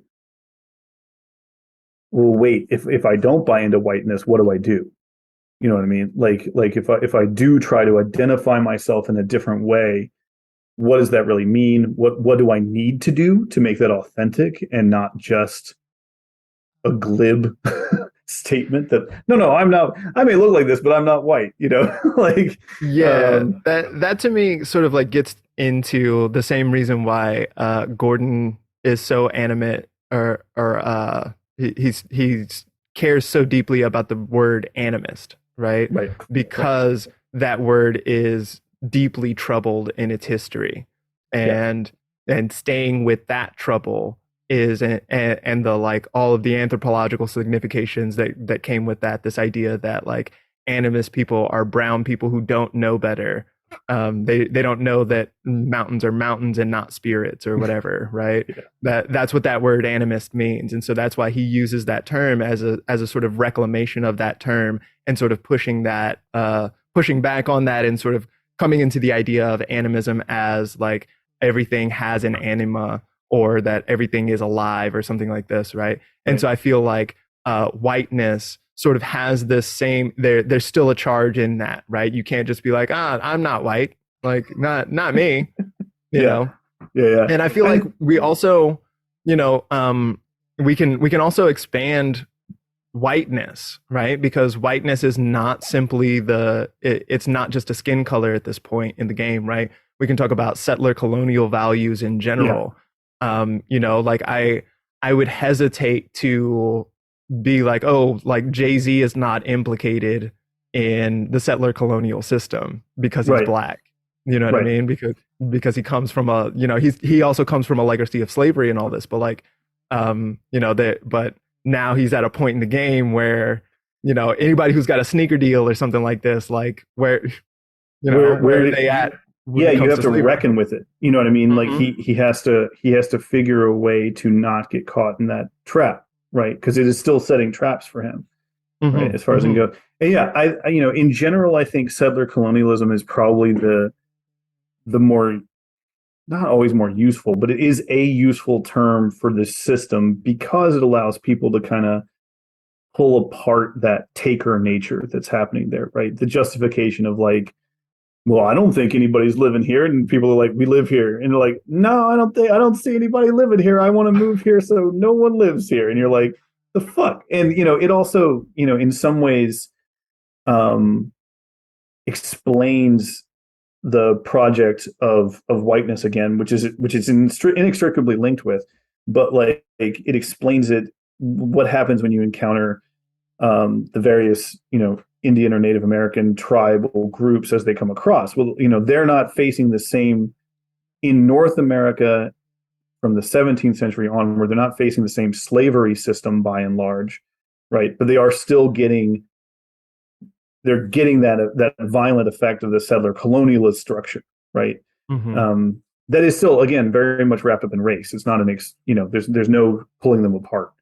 But sometimes it's helpful to be like, the tactic, right, was settler colonialism, and you sort of like pull that in, and how our contemporary capitalism, as you say, is wrapped up in that, right? That like, yeah, it's, I don't know how Jay-Z feels about who makes his sneakers. You know what I mean? Like, I don't know how he feels about that. I'm not exactly sure. He may do some work around that. I don't know. I don't actually know his thing there, but like, I would hope he does think about it. Right. Sure. Yeah, and that's really what we're sort of like getting at here, is the necessity of thinking about it and staying with that trouble, being, you know, and not, you know, because like there's a certain tendency to try to look for some kind of phenotypical marker in order to absolve myself from don't guilt of that. My favorite. Like, I'm not wrapped up in settler colonialism because I'm oppressed in whatever way. Yeah, my favorite. I have two favorites with that. One is a Dave Chappelle thing, which is a Dave Chappelle joke about like, it's LGBTQ people. I mean, there's a big flag in the back here. Are a minority until they need to be white. You know, it's just like, that's not a universal thing, you know what I mean? Like, but it's an interesting, you know, the alphabet attachment works real well until the cop comes, and then I get to say I'm a white suburban person again. It's one of the reasons I came out was to stop passing, right, and getting all those advantages. But like the other piece of that, I got all excited about Dave Chappelle. My brain blipped out. It happens to me a lot. What did you say again before we started on that? What were we talking about? It's about staying with it, about staying with the we were talking about the shit. Lost that one entirely. That's all right. We'll come back around to it. But the idea here too of like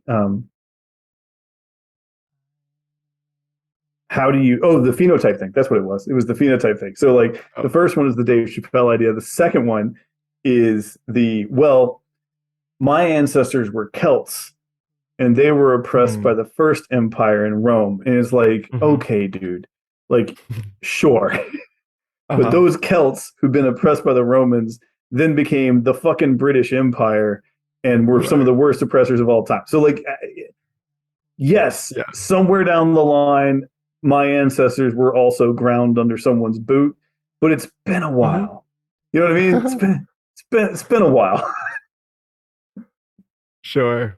So but you're right, that desperate desire to find some kind of ancestral way to get yourself off the hook, it's bad magic. It gets you into trouble. You sound like an asshole. This is one way you can sort of like quick gut check, is my magic bad? Do I sound like an asshole being like, like, no. I mean, listen, the Irish got a shit deal when they came to this country. There's absolutely they're also wrapped up in the settler colonialist thing. Totally true. There were the Irish folks who were used almost in the exact kind of slavery as black folks were used in. Totally true. It's a total thing. A lot more of them became cops before there was black voting. Do you know what I mean? Like, and like, yes, there were signs that said no Irish and Italians need apply. White people are crazy racist. People don't realize how racist most white Anglo-Saxon Protestants were. Like I remember that my great-grandparents on my mom's side would even say things like, well, we're not from the cotton states. So it's one of those things of like, we think we're better slave owners than the other slave owners. Like, there's no end to this whiteness thing. But you got to, at some point, look around and be like, yes, that happened. Oppression happened. This is true. But for the past 200 years, we've been spending our time kicking the shit out of some other people. You know what I mean? Like, you gotta. I feel like an important bit here is to just like be, like at a certain point, Irish people got to become white. Exactly. Yes. And then they were white after that, and like, so you got to be careful about getting on that bandwagon.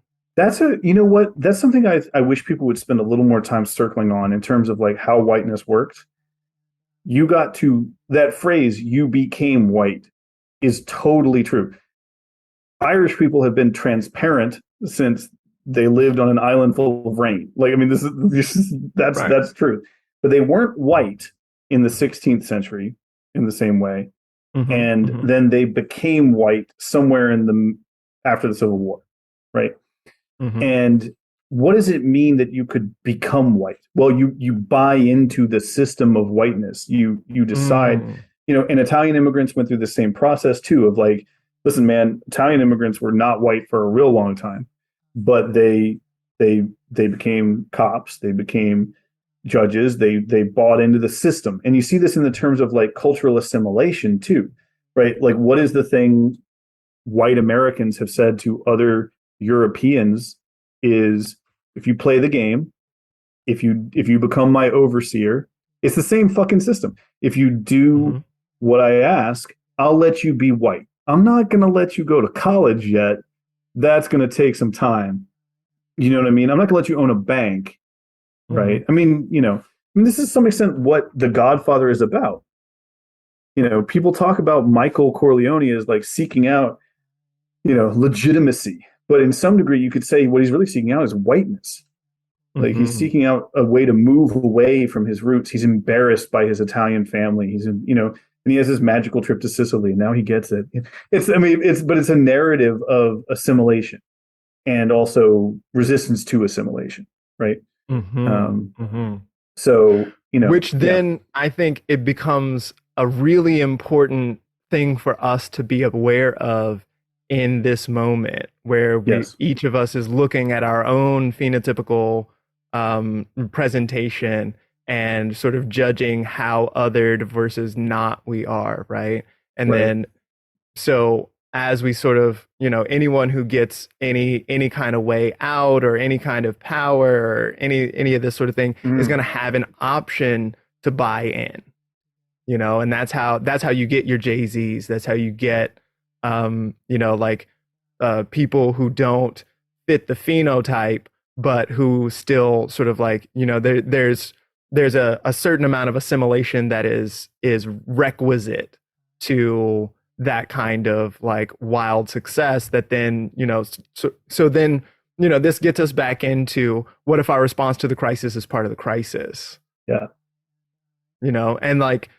So this is what it means. This is what we're talking about with like, stay with the trouble, right? Like there's trouble on all sides. And this is, this is kind of one of the things that I always get back to. And one of the things that has been, like extremely liberating for me has been an open identification with villainy.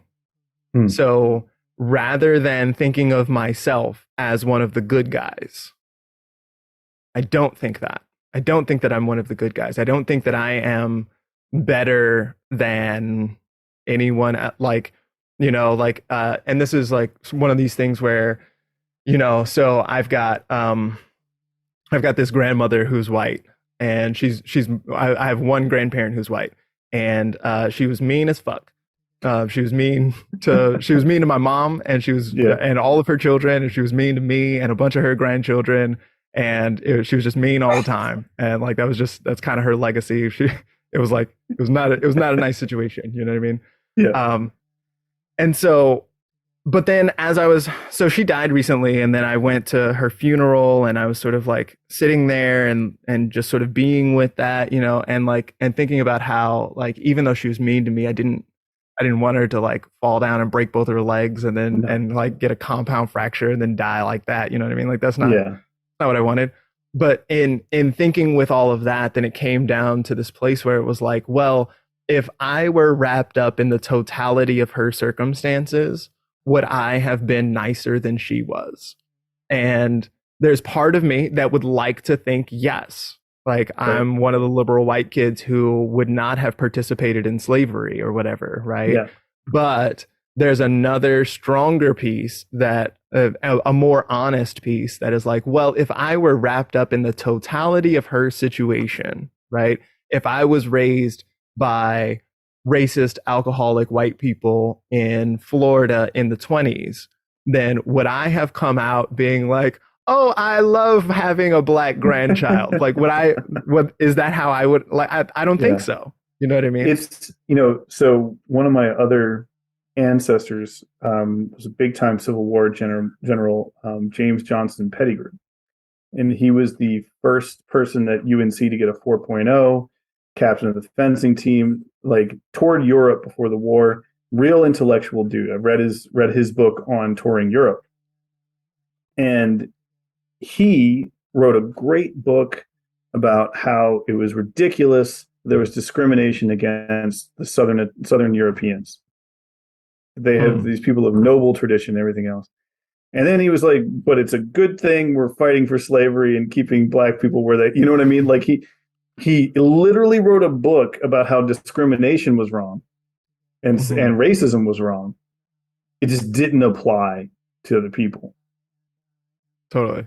Hold on 1 second. I got a little job. You got to go to bed. I mean, honestly, one of the reasons I can't lie about this shit is because I got a little Nordic looking baby who comes in here all the time, and he needs, things are better for him, right? He's grown up he has black friends growing up. I mean, he's at that point where he doesn't necessarily get it all the time. They are mostly academic college, you know what I mean? Like professor kids.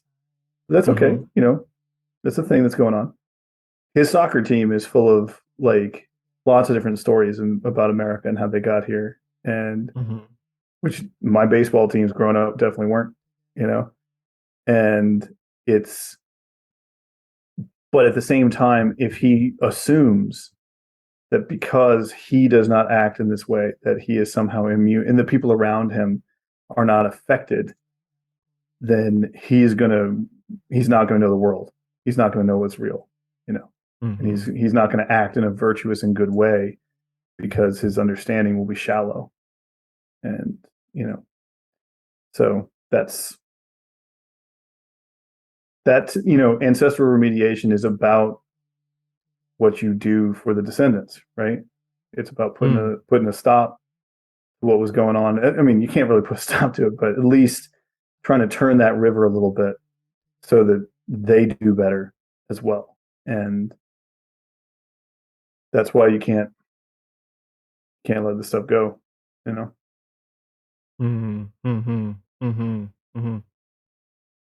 James Johnson Pettigrew, though, that motherfucker. Sure. So he gets to the point where he's like, hey, I understand discrimination is bad over here, but I can't cross-apply it back over there. And so he's someone I don't have as much compassion for because he reached a moment in his life where he was given the grace of understanding and did not have the courage to follow through on it. I don't think everybody is given that grace necessarily. I like you say, I think there's some people who their circumstances are really locking them in, you know, and having some compassion for those people is probably important. But at the same time, this goes back to the healing, right? And maybe it was just that your grandma didn't run into the right person to sort of crack her head open, or, you know what I mean? To see this differently, or maybe somebody hurt her and it's sort of in our refusal to do bad things, right? Maybe her alcoholic parents hurt her in a way that just made it hard for her to love, period. And, you know, and there's a lot going on there. So, you know, I think we get these opportunities to be the good angel a lot. And particularly as people who try to be free and try to be magicians and try to do this stuff, we are often called upon to be a moment of healing or to be a vessel through which love can flow. Right. And, you know, so yeah, I don't know. It's thorny, man. Yeah. Thorny. Well, it's those thorns that, like, you know, they become the journey themselves, you know. Yeah. Those thorns. And that's part of the reason why, like, I'm so adamant about I'm not one of the good guys, because, you know, like, if I conceive of myself as one of the good guys who is then aligned against the bad guys, right, then it gets, you know, it turns into something really rigid, and then I can't see when I'm encountering thorns, or when right, I am being a thorn or something like that. You know what I mean? Because I have this idea of myself as a good guy, and that doesn't, you know, that. So then that sort of aligns me with villainy, which is, you know, it's unfortunate, but it's going to be what it's going to be.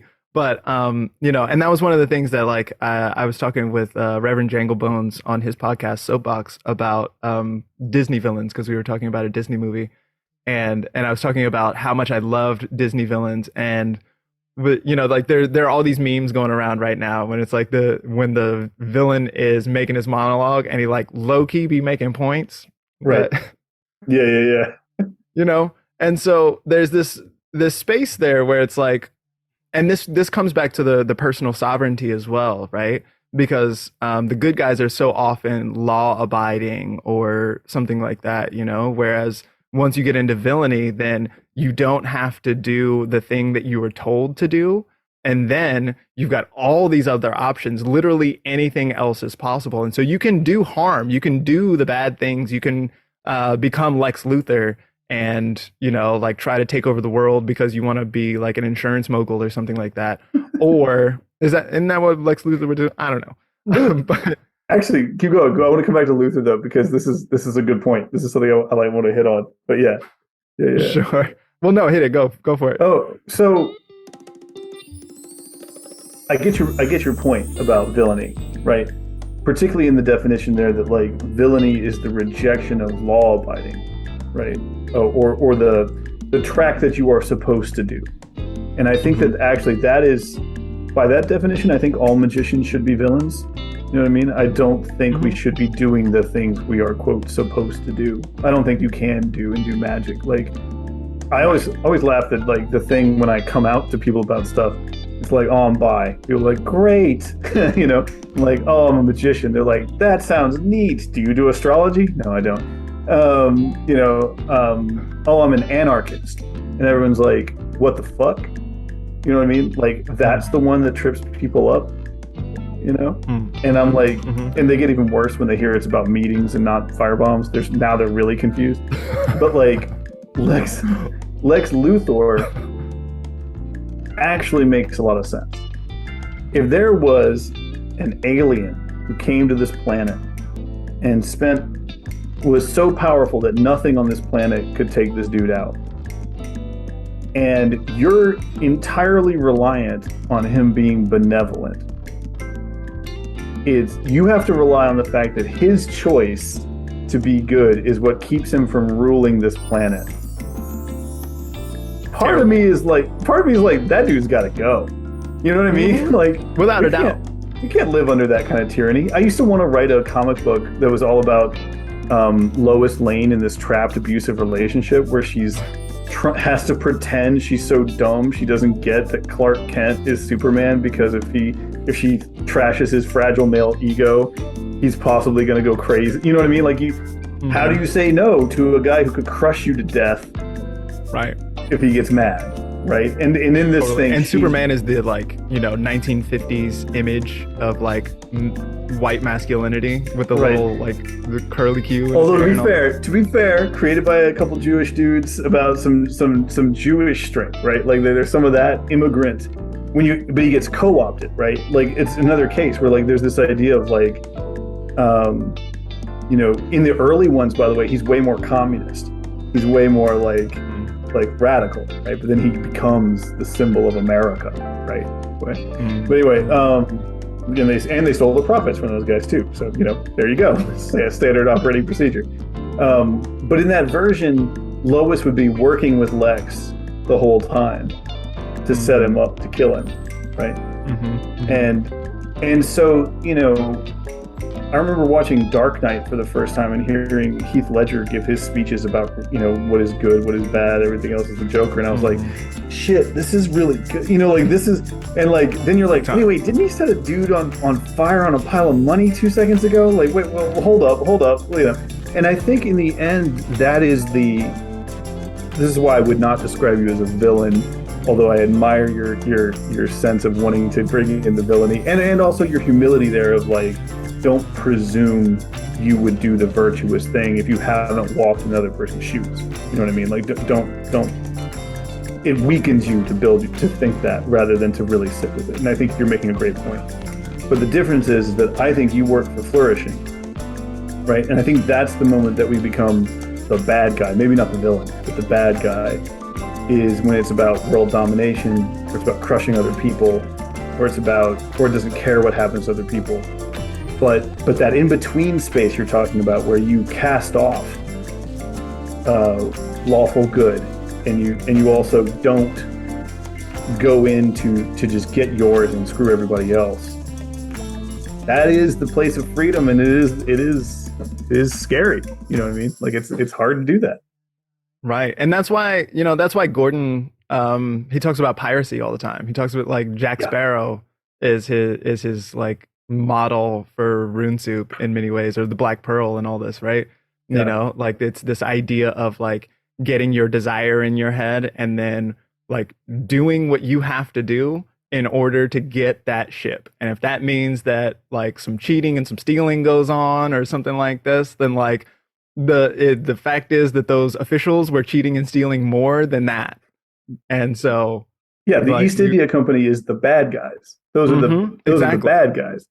You know, Right. and they really are. You know, how much are you super into piracy? Is piracy like, you know, do you have like a little skull and crossbones hidden around someplace, little like tattoo I don't know about? I mean, I wouldn't say that I'm super into piracy, but like I you know like I definitely identify with that far Yeah. much more than you know cops or the people who try to corral pirates. Coming right back to piracy. Sweetie boy, I need you to go to sleep. We should be good. I tucked him over there and told him he could listen to me talk. All right, cool. Yeah. So piracy. I like to do that. I mean, I love what Gordon does, Black Pearl and everything else. That stuff's totally great. But like actual piracy is fascinating, right? This golden age of piracy period. And it's exactly what you're talking about, where these are egalitarian ships. Captains are voted on. They can be voted out in the middle of a mission if they're not doing their job. The share is pretty much split evenly. The only people who get a little extra are the people who have to do extra work, you know. And they almost end the Atlantic slave trade, because what they do is they attack slave ships and they free the slaves and they give the ships to the slaves. Right. And they say, you're pirates now, do your thing. And it was because in maybe the best historical rejection of whiteness, right, or the exception of villainy that was there, they literally said, why am I doing all this for another man's profit? Why am I being whipped and confined and treated like a dog every day? I'm not going to do it anymore. And so oftentimes they would take a ship and they would tell the crew, hey, you can join.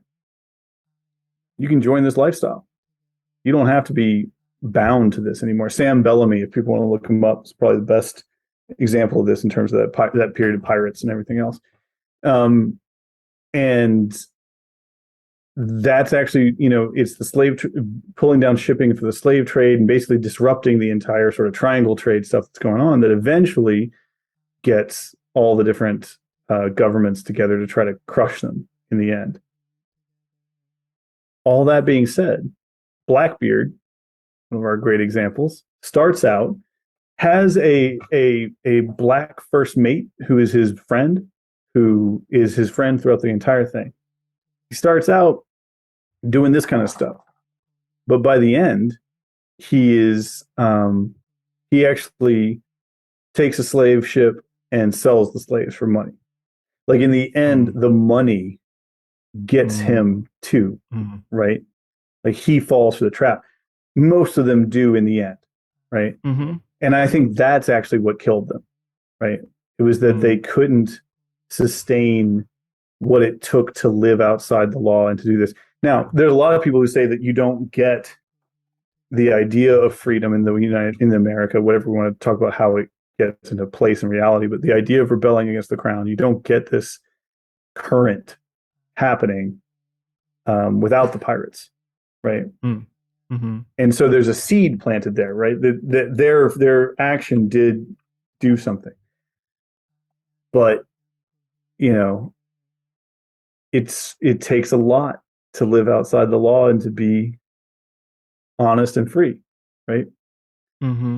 Yeah, and you know, I'm someone who experiences a great deal of freedom in my life.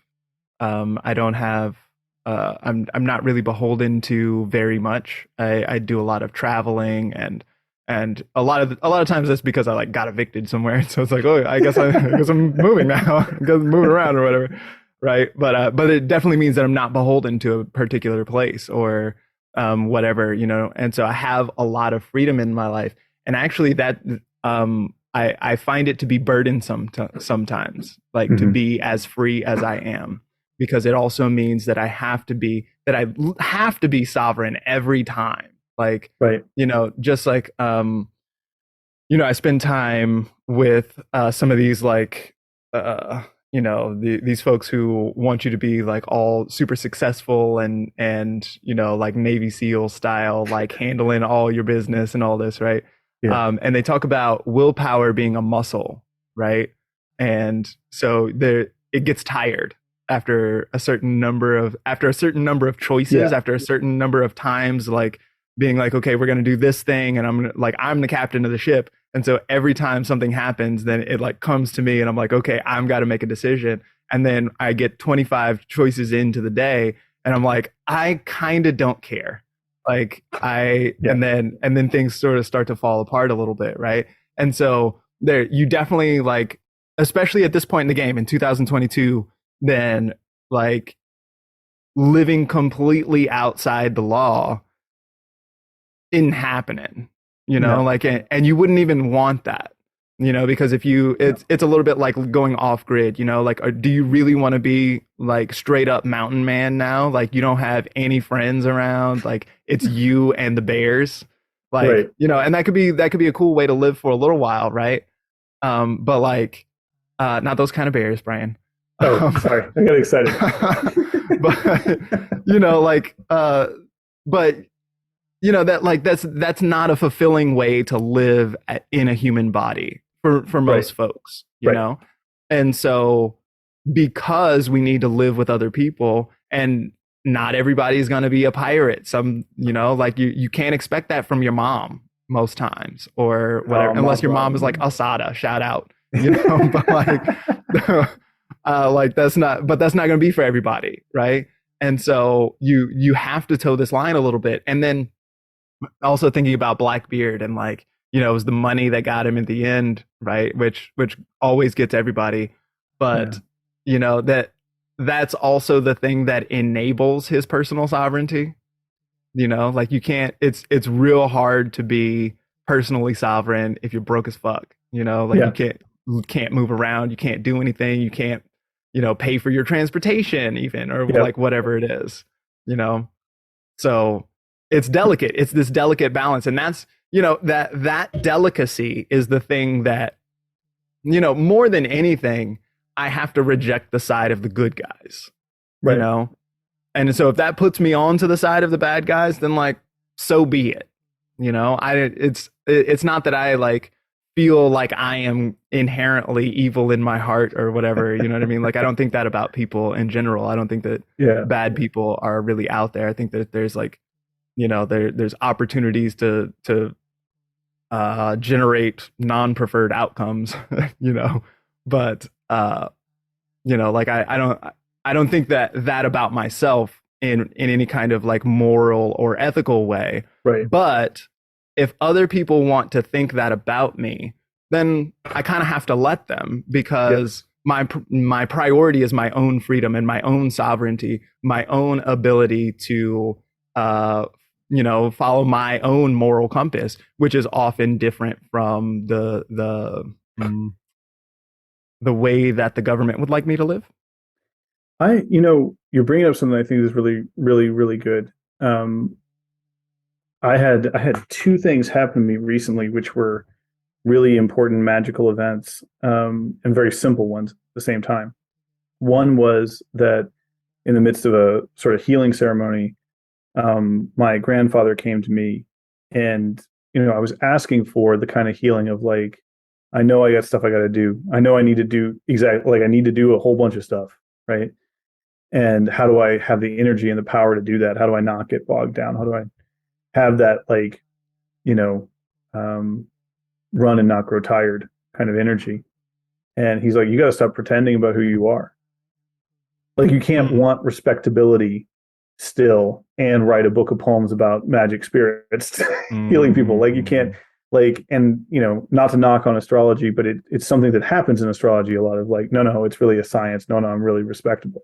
Like, one of the things I had to do, it's been a process, is like shedding the desire to be a university poet, shedding the desire to have a teaching job that makes me look reputable, shedding the desire, you know what I mean? Like, because all these things were getting in the way of what I'm actually called to do here. What this art and this act of compassion that I'm trying to work on. as I do here, these things were respectability was killing it, right? It was keeping me from doing it.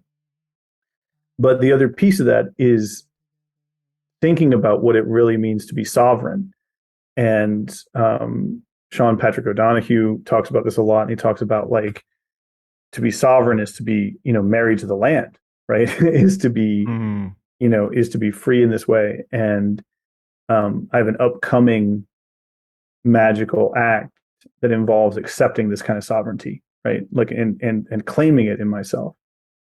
But my magical partner Jess called me out on several things in my own life that were not exhibiting this. I was talking about, the kind of like keeping your space clean, keeping your mental self managed, doing all the things you want to do, acting in power, acting in these new thought ways. And it's not like I wasn't cutting myself slack or something like that. I was legitimately falling down on several things that were impacting my ability to act in this way as I was moving into putting this object on me. You know what I mean? Like accepting this role. It's like you can't be both. As we talked about the honesty here, right? Like, I needed to go out and, believe it or not, people, this is magic. I needed to go out and get a fucking mini dishwasher for my apartment so that there weren't dirty dishes stacking up. You know what I mean? Because you can't really be sovereign if you're a parent in a house where there's dirty dishes stacking up. And like, I'm not saying this now to say that I'm good or that I, you know what I mean? Like to say that I did this, but to say that like, I don't think people are very clear about their practice a lot of times. I think people talk in big terms about it. And like, this was an impediment to my sovereignty, was not being truthful about this. And so I have to own that and get better about it. In not the same way, but in a related thing, not being honest about my family history is an impediment to my sovereignty and to my acting in a real way. I do things in my life and in my charity to make sure that, like if I do charity, part of it goes to Black-owned businesses. Do I have to do that? No. Is that the only way to do remediation or reparations in any kind of way? No, it's not at all. But it's one way I can do it, so I do it, right? Like it's you and you have to make those choices and you have to be honest about them, right? Like, do I work really hard to, in our healing group, make sure that the voices of women are heard in that space? Yeah, I do. And we should be doing it because they're not heard enough. And, and again, this is not to build myself up. This is to say, you can make conscious choices to make these things happen, and they do make you stronger and they do make everything better. Like my life has gotten, and and again, usually this is because somebody else has talked to me about it. And the only thing I've really done is try to listen a little bit and then incorporate it, and it is both that simple and that hard. But yeah,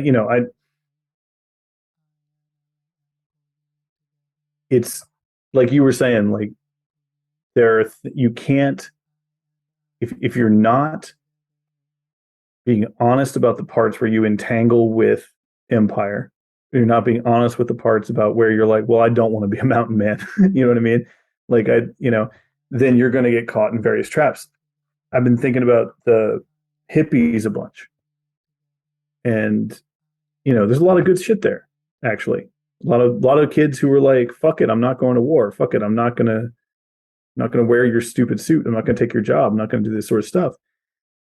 But in the end, I think it didn't work overall because not enough of them wanted to be honest about where they were failing and where they weren't living up to it and where they needed to do more work. And the ones who did became elders who we can all, sit with, right?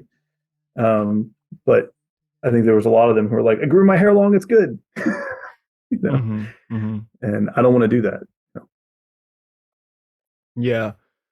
This sort of brings to my mind something you said a little bit earlier. Something about like an addiction to whiteness, and the way that I think that that's a really interesting way to conceive of whiteness and the problem that is racism slash any of the other isms, classism, and all the rest Yeah, of yeah. that. You know, settler colonialism, or white supremacist capitalist patriarchy is Bell Hooks's term, right? It's good. It's just long. You know what I mean? I wish it was a little shorter. And, you know, if we had an Yeah, but acronym, but it's it on. hits the bases, you Yeah, know. yeah, yeah, yeah. So It's not wrong. right, yeah, totally, totally. Um, yeah, but so like if we were to think about that in addiction type terms, you Hmm. know, and then thinking with what you said is like it's really that simple, but it's also that hard, right? And Yeah. it's important to remember that simple and easy are not synonyms, right? Right. Simple just means that it's uncomplicated. There's like only Right. so much to it, but it's there's still potentially difficulty that is associated with that. Whenever I have worked with addiction in my life, then it's been really important for me to remember that you just have to choose it today also. Yeah. Like I have to choose not to indulge that addiction today. And I chose that yesterday, and I'm going to choose it today. And maybe I'll choose that again tomorrow. But always today, I have to choose that. I have to choose it again. And sometimes I have to choose it many times today, right? Yeah. I'll have opportunities, or I'll have urges or whatever, and I'll like want to do it. And then I have to just be like, okay, not going to do that one today, right? And so this I think is a really I don't know, that I had never thought of this analogy before you mentioned it here during this conversation, but I really feel like that resonates alongside what we've been talking about. Furthermore, whenever I talk about addiction, I love to talk about Scorpio. Scorpio is a really there's the second decan of Scorpio, the middle decan there is like, there's this like back and forth kind of situation, and maybe it's love, or maybe it's drugs, or maybe it's like sex, or maybe it's, there's like clearly a super important emotional embodied component there or whatever.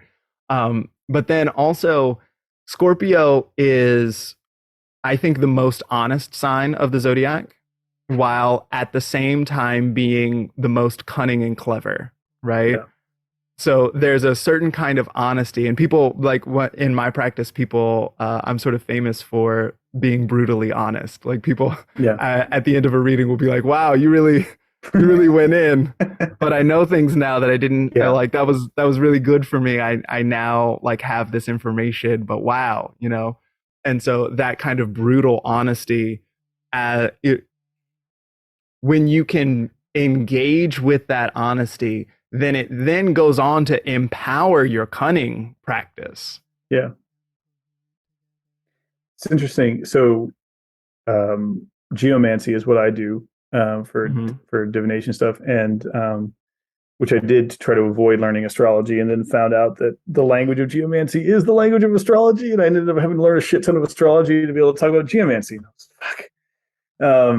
But the Rubius, the overturned cup, is, or the red, right? The swelling, the inflammation is connected to Scorpio, right? Mars and Scorpio is its connection, and it's that same. It's always tied up in addiction as well, right? And there's this idea of like addictions give you pleasure or power, or they fuel you in some way. Right. There's some need that they are actually filling. They're just not the best way to fill that need. Right. There. In fact, I think it might have been. Oh, go ahead. See, I've been thinking about that recently, and I don't actually know if that's true. Ooh, like, okay. It's like an addiction meets a need. I feel like you can put a period at the end of that sentence. Like, I feel like you don't have to necessarily be like, that's not the best way to fulfill that need. Like, I feel like you can make a case for being addicted to food or hugs or water or whatever, you know what I mean? Like if you don't, then you'll dislike that, and you will go to great lengths. You'll do crackhead shit in order to get that next meal if you don't have it, you know what I mean? Oh, for sure. Yeah. I think it's a good point, right? Your point about like period, right? I think it's a good analysis there. Can I, in the idea again of like should or should not, like, who am I to tell Miles Davis that he can't do heroin? You know what I mean? Like, what I will reframe though, because I think there's a nugget there that's worth pulling at, is there are often less destructive ways to encounter that need. And you may be choosing this one because your circumstances or your ability to deal with it have limited you to these choices, right? So like, I mean, it's a now famous study on cocaine addiction and crack, that where, basically they took the rats and shit, I wish I could remember this doctor's name right off the top of my head. He's a famous Black researcher that's like Carl actually yes, thank you. And the idea that like the rats that were confined and had nothing to do hit that fucking cocaine lever all day long, right? But the ones that saw a female rat in heat through the glass were like, whoa, hold on, cocaine, wait a minute, I got a better option over here, right? And that is literally the environment and what's around you that may make this look like the best option. And I think that's actually part of the whiteness thing too, right? The mental environment that you have bought into makes this look like the best option, right? You're like, well, I get, I'm buying into the idea that property is essential and that I need class ranking in society in order to feel good about myself. I'm still buying into that landscape. So given that, I guess I'm going to identify with whiteness and hit this guy over the head, right? Like, as and which I think is the process my German immigrant ancestors went through, right? But if you were able to change that environment, either mentally or physically, or you start, instead of just alone in the woods with the bears, you're alone in the woods with your beloved community, right? Like you sort of create a different structure. Well, you're no longer alone in the woods. That's true. Yeah. Well, you're away from the other people. You're away from the archons is the goal there. But like, oh, okay, sure. But if you're making a new community, right? Like that's where you're trying to get past this stuff. It's again Le Guin, who is often attributed to Tolkien, but it's Le Guin. It's not wrong to escape if you're in a prison, right? Like that's that's what you should be doing. And so it's the same kind of thing again here of like, you, in order to escape that addiction to whiteness, which is probably filling the need to feel fake sovereign, right? Like Sean O'Donoghue talks about it as being like not sufficient. It doesn't actually fill the need all the way. That's how you get the addictive power of it, is you're not quite getting what you want. It's just, it's almost there, right? Like I'm not having my sacred relationship with tobacco, but this will get me, this Marlboro is going to get me somewhere. You know what I mean? It's going to, and I think that's how whiteness functions too, is by adding the lack, right? You don't really get to be sovereign, but you get to be more powerful than somebody else. Right. And so I think that's part of how that addiction works, at least. Yeah. Well, that sort of like brings us back to the same place as always, which is like, if people would get their needs met, if people would stop being, like in terrible, impoverished circumstances, if people would have access to the things that, I almost said education, but like the access to the excitement that is learning. Yeah. Right. Yeah. And the excitement of being with a teacher who really gives a shit about your development. And, if people were able to be in those kinds of circumstances, then they would probably choose things like heroin and whiteness less. Yes. Yeah. I think so, honestly. I mean, I'd like to try it at least. Yeah, it's worth an A/B test. You know what I mean? Like, let's throw it through the ringer, see how it looks a little bit. Yeah, no, I think so. Yeah. We'll leave New York City and as the control group. Yeah, sure. Yeah, it's fine. Well, and I think you're mentioning something there too that's really, really important. So I was at my buddy and I Mike went to poetry reading at Harvard when we were doing our MFA stuff, right? And boy, was there a lot of pain in that room. You know what I mean? There's a lot of people writing about the pain of growing up in a gated community. And it was simultaneously what were you saying? I mean, no, this gets back to like being a slave owner is not is not a fulfilling way to live your life. Exactly. It was the exact same thing again and again, right? And that's not fulfilling either. And so like it's the thing you were saying there. I want to be clear. It's not enough to meet people's material circumstances, right? Like, which is not what you were saying, but I think people often make that claim. The communists like to make that claim, right? If the material circumstances are set up, then you're good to go. And it's like, no, people's spiritual circumstances also need to be met. Those poor Harvard gated community kids didn't get a lot of hugs, Right. That's why I always say hugs. Hugs are my stand-in for spiritual significance or something like that. It's legit. And because there's like a togetherness, like it's it is not lost on me that the master switch word is together, right? That's the word that like gets everything popping, right? Yeah. And I also just associate that when I was young, I used to go to church all the damn time. And I loved it. I was just like the churchiest little youth that there ever was. And on Sunday, we would start the service and we would sing for a little while. And then after we sang, but before the preaching started, then we would have a whole like 7 to 10 minute period where everybody just hugged everybody else. And it was amazing. And I didn't realize what an important ceremony that was. Until long after it was done, and I wasn't doing that anymore. But so in my head, at least, hugging is the same thing as like spiritual togetherness because it was rooted to me in that same spot. So whenever I talk about like make sure that and I talk about this with the moon all the time, like the moon goes through the vicissitudes of living life, and so there's like all the body stuff and all the emotional stuff is associated with that. Like, are you drinking water? Are you eating food? Are you sleeping enough? Are you hugging your loved ones? Right. Yeah. That to me is like as important a need as any material concern. All of that is, I think that's a great way to talk about it. I think the hugs are essential there. You just really made me think about something which I had not considered, because at that point in my life, the idea that you could go without hugs for an extended period of time was not something I understood. When I was at church, I was doing that kind of stuff. That was something I didn't get. That might be the time some of those people, might be the only time some of those people got hugs in the week, was that. And it put me in mind of two things. One is that that sort of Christian foot washing tech of really physical contact and showing respect and dignity to the other person.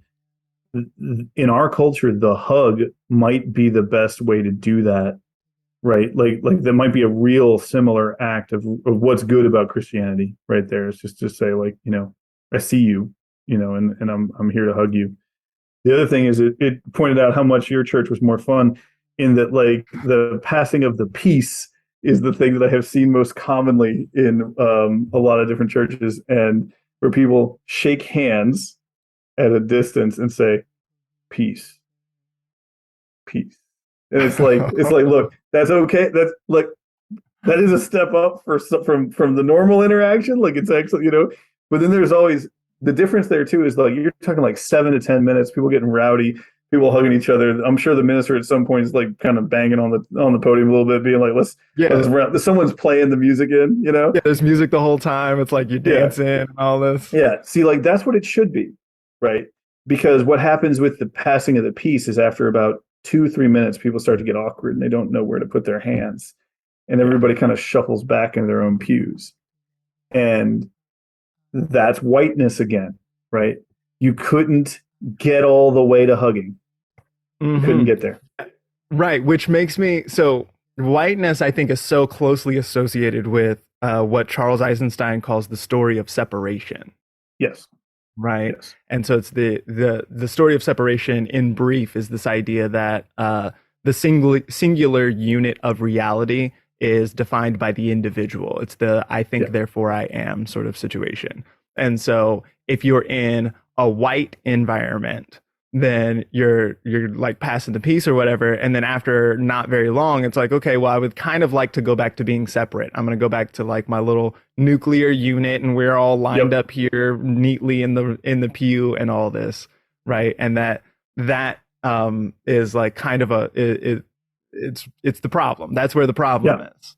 It is the problem. Again, entirely constructed through theory, entirely implemented in a top-down fashion in an education, which, you dodge that on purpose. And, but like that's, an indoctrination of how things are to be. I had a friend whose grandfather never hugged his child because he was told it would make him gay. Right.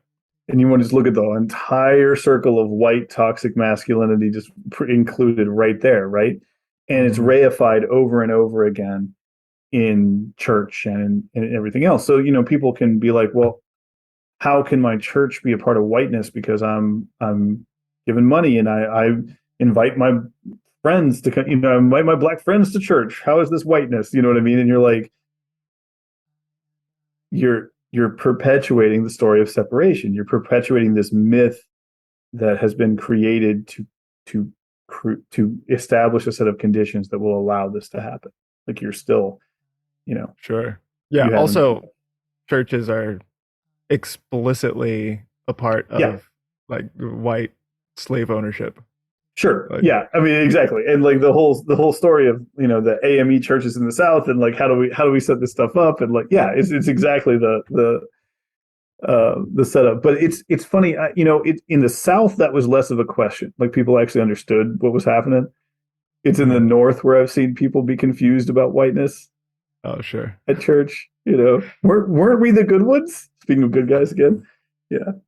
Exactly. See, that's what, and that was that harkens back to, Malcolm X. Malcolm X is like, I don't even know who it was, but some conservative politician was elected during Malcolm X's time in the limelight or whatever, and they asked him what he thought about it, and he was like, "Look, sometimes it's better to have a wolf around than a fox, because at least you know what the wolf is up to."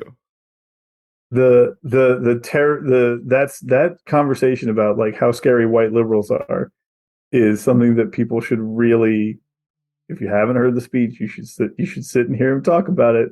You're thinking about, you'll feel a little called out. A lot of us felt a little called out, and I think it's amazing to me.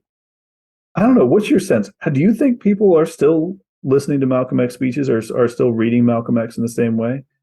Like, do you think that's still a thing that's happening in culture? I mean, I read his books as a kid. I read, and I saw a bunch of his speeches and everything else. It was still a part of the civil rights curriculum that I was exposed to, even in school, beyond the fact of being, finding him fascinating and going beyond that a little bit too. But like, there were movies about him. You know what I mean? Like in the 90s, right. That, like this sort of Denzel. stuff. Yeah, big time stuff, right? And now, I don't know, post 9/11, I don't feel like I hear a lot of Malcolm X being referenced. You know what I mean? Yeah, sure. Well, I went to Knox College in Galesburg, Illinois, and you won't hear me say very many nice things about Knox College, but it was a part of the freshman curriculum that everyone read the autobiography of Malcolm X. Yeah. And that was a predominantly white institution and all this. So it's definitely, it's in there, but like, I think that people tend to sleep on Dr. King also, Oh, Dr. yeah. They King don't actually read Dr. one. King very much. Yeah. Yeah.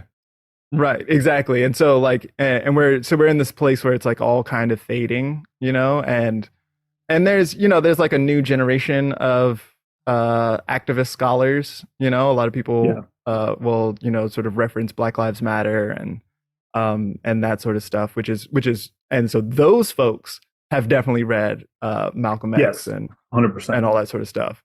But I don't know how much like going back and reading Malcolm X or listening to speeches or Yeah. any of that sort of stuff. It just is struck going me on. because he has such a strange, not strange, but like, I mean that in the sense of weird or eerie, you know what I mean? Like that sort of magical, like charisma power that, I think obviously Dr. King is also charismatic, but there's a difference in their kind of power presentation, the kind of speech. I don't think it's just the anger. I think there's something about, Malcolm that has this like, I think it's unfair to say that Dr. King was safer because I don't think he was. I think that's one reason he was killed in the end is that he's talking about the war and he's talking about, people were like, civil rights, great. And he's like, what about poverty? What about, you know what I mean? Like people are like, oh, that's uncomfortable. You know what I mean? Like that's the stuff people don't want to talk about. But like, maybe just because of his rhetoric, there was something to, I think Malcolm would have also fit the like, I'm one of the villains. You know what I mean? Kind of like. Well, he had position. an explicitly villainous past in a way that Martin did not. Martin was like a schoolboy. He went to college and all this sort of stuff. Also, like on a completely unrelated note, I was just I was practicing a Nina Simone song. I was like playing some music and playing Nina Simone, and talking about somebody who's dangerous. Right. Oh man. Yeah. Nina Simone, serious business there. But her song, "The King of Peace is Dead" came on, and I started thinking about Martin Luther King, and then I looked up his birth chart, and I think one of the reasons why people think that he's so nice is because he has the Moon and Venus in Pisces applying to a sextile with Jupiter in Taurus, so there's mutual reception between his benefics, and he's just got like an excellent benefic situation, right? Which makes him feel so much smoother, which makes him feel like warm and welcome. And he's like, turn the other cheek guy and all this, you know what I mean? And so it makes him feel so much nicer in the public eye than somebody who was explicitly villainous. Like Malcolm X will, he spends the first, I don't know, it's like 2/3 of the book or something like that, like talking about all of the whack shit that he was involved in and running drugs and all the rest of it. And he's like, and explicitly being like, I shouldn't have did none of this. Yeah, exactly. Yeah, he's very clear. Shouldn't have done that. My favorite, it struck me as a kid. He talked about how he wouldn't break into houses where the bathroom light was on. He just didn't want to mess with that. And it was such a weirdly specific, you have lived this life detail. You know what I mean? That it's stuck in my head, even when I read it then. You sound like you got something. I'll come back. Well, no, it's this thing too that, so like when that dude then goes and chooses a message of peace, right? He has a whole journey here of, wrestling with what does it mean to be violent, wrestling with when is there a time when it's appropriate to be violent? Is there a time, right? Like how do people handle their sovereignty? And, I think he gets pushed into a camp of saying he was all about violence. I actually don't think that's true. I think he actually was just kind of saying like, I refuse to let you do harm to me just because you think you have a right to, which is a different stance. But then to wrestle with that and then come to a more universal message in the end, in the last year and a half of his life or whatever. It's such a powerful story. And I don't know, he's a guy who never disowns his thorns. You know what I mean? Like he's putting them out there right for you the whole time. He's like, yep, this was, I should not have done this. This is wrong, but this is what I did. And that becomes his story about his involvement with the Nation of Islam as well. Yeah. Like he goes on this redemptive arc a few times. And I think that is that's the real tea there, right? Like he like doesn't see himself as one of the good guys. And when he gets into the Nation of Islam, then he does begin to see himself as one of the good guys. And then upon reflection, he's like, oh shit, like these aren't the good guys. I was helping them fuck shit up. God damn it. And so it's like that kind of like that self-awareness, I think, is like so invaluable, I think that's the best twist on the "Are we the baddies?" So instead of like "Are we the baddies?" it's like, "Oh shit, these are not the good guys." Because I feel like Right. I don't know. I feel like that's relatable. There have definitely been times in my life when I've been like, "Yeah, I'm helping," and then you turn around, you're like, "I was not. I was definitely making things worse here. This is not good." But yeah, Right. and that power of redemption, of self-transformation as well, right? Mhm. Like And without self-forgiveness. yes, self-forgiveness without maybe what I'm trying to get at is forgiving without forgetting, but also without attaching, right? He doesn't Mm. say I'm still the guy who did these things, but he also doesn't forget that he once was the guy who does those things, right? Like Mhm. Mhm. he uses that as a sort of goad or guide to keep him the way he's, his whole journey works together to keep him moving in the way he wants to go. Yeah. Anyway, I know I don't know why. I don't know exactly sure why I felt the need to have him in this conversation today, but like it's I'm glad he decided to show up and make a contribution. Yeah, for sure. For sure. It's not very often we get to talk about Malcolm X. No. It's really funny today. Yeah, man. Yeah, well, this has been a very productive conversation. I feel like I've learned some things. I've like thought some thoughts that I hadn't thought prior to this conversation. I feel like I've learned a ton, man. This is I honestly I love the podcast, but I treasure getting to talk with you about this stuff because, um, as I said earlier, the and yet thing is a nice piece of it. But I was actually thinking before we were talking tonight about your real gift of asking questions, right? I think I have a deficiency in that, like, I like to boost people up. I like to hear how things are going. I want to, I tend to accept things, and it takes about 6 months later, I'm like, oh, these are not the good guys.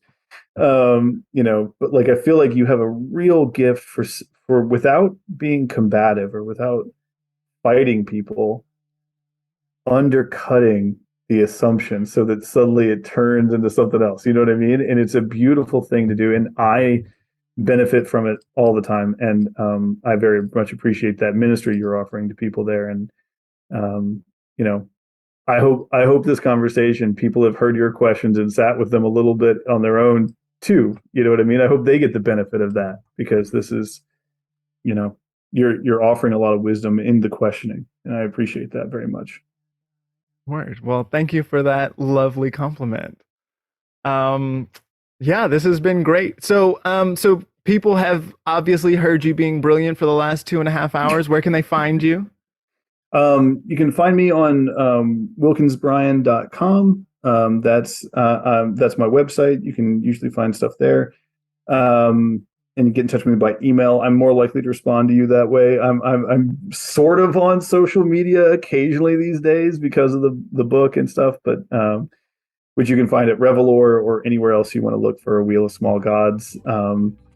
It's at all the places you might find a book, but Revelore is a nice place to buy it since they're an excellent press, and they have a lot of other cool shit you can look at while you're there too.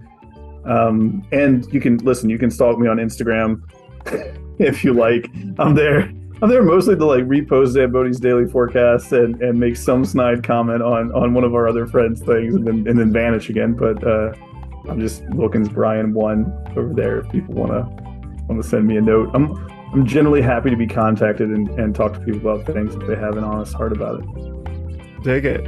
Cool. Well, thank you so much for your extremely interesting contribution to this practice, this work, this process of questioning and getting into the cracks and into the mess of it all, and learning to love our thorns. Thank you so much for being here, a part of the whole situation. Thank you to the fam for being here, for listening to this episode, which went like an hour longer than I expected it to. I super appreciate the whole fam for being here. Thank y'all so much. Thank you to Brian, and I look forward to seeing all y'all next time. Bye. Everybody.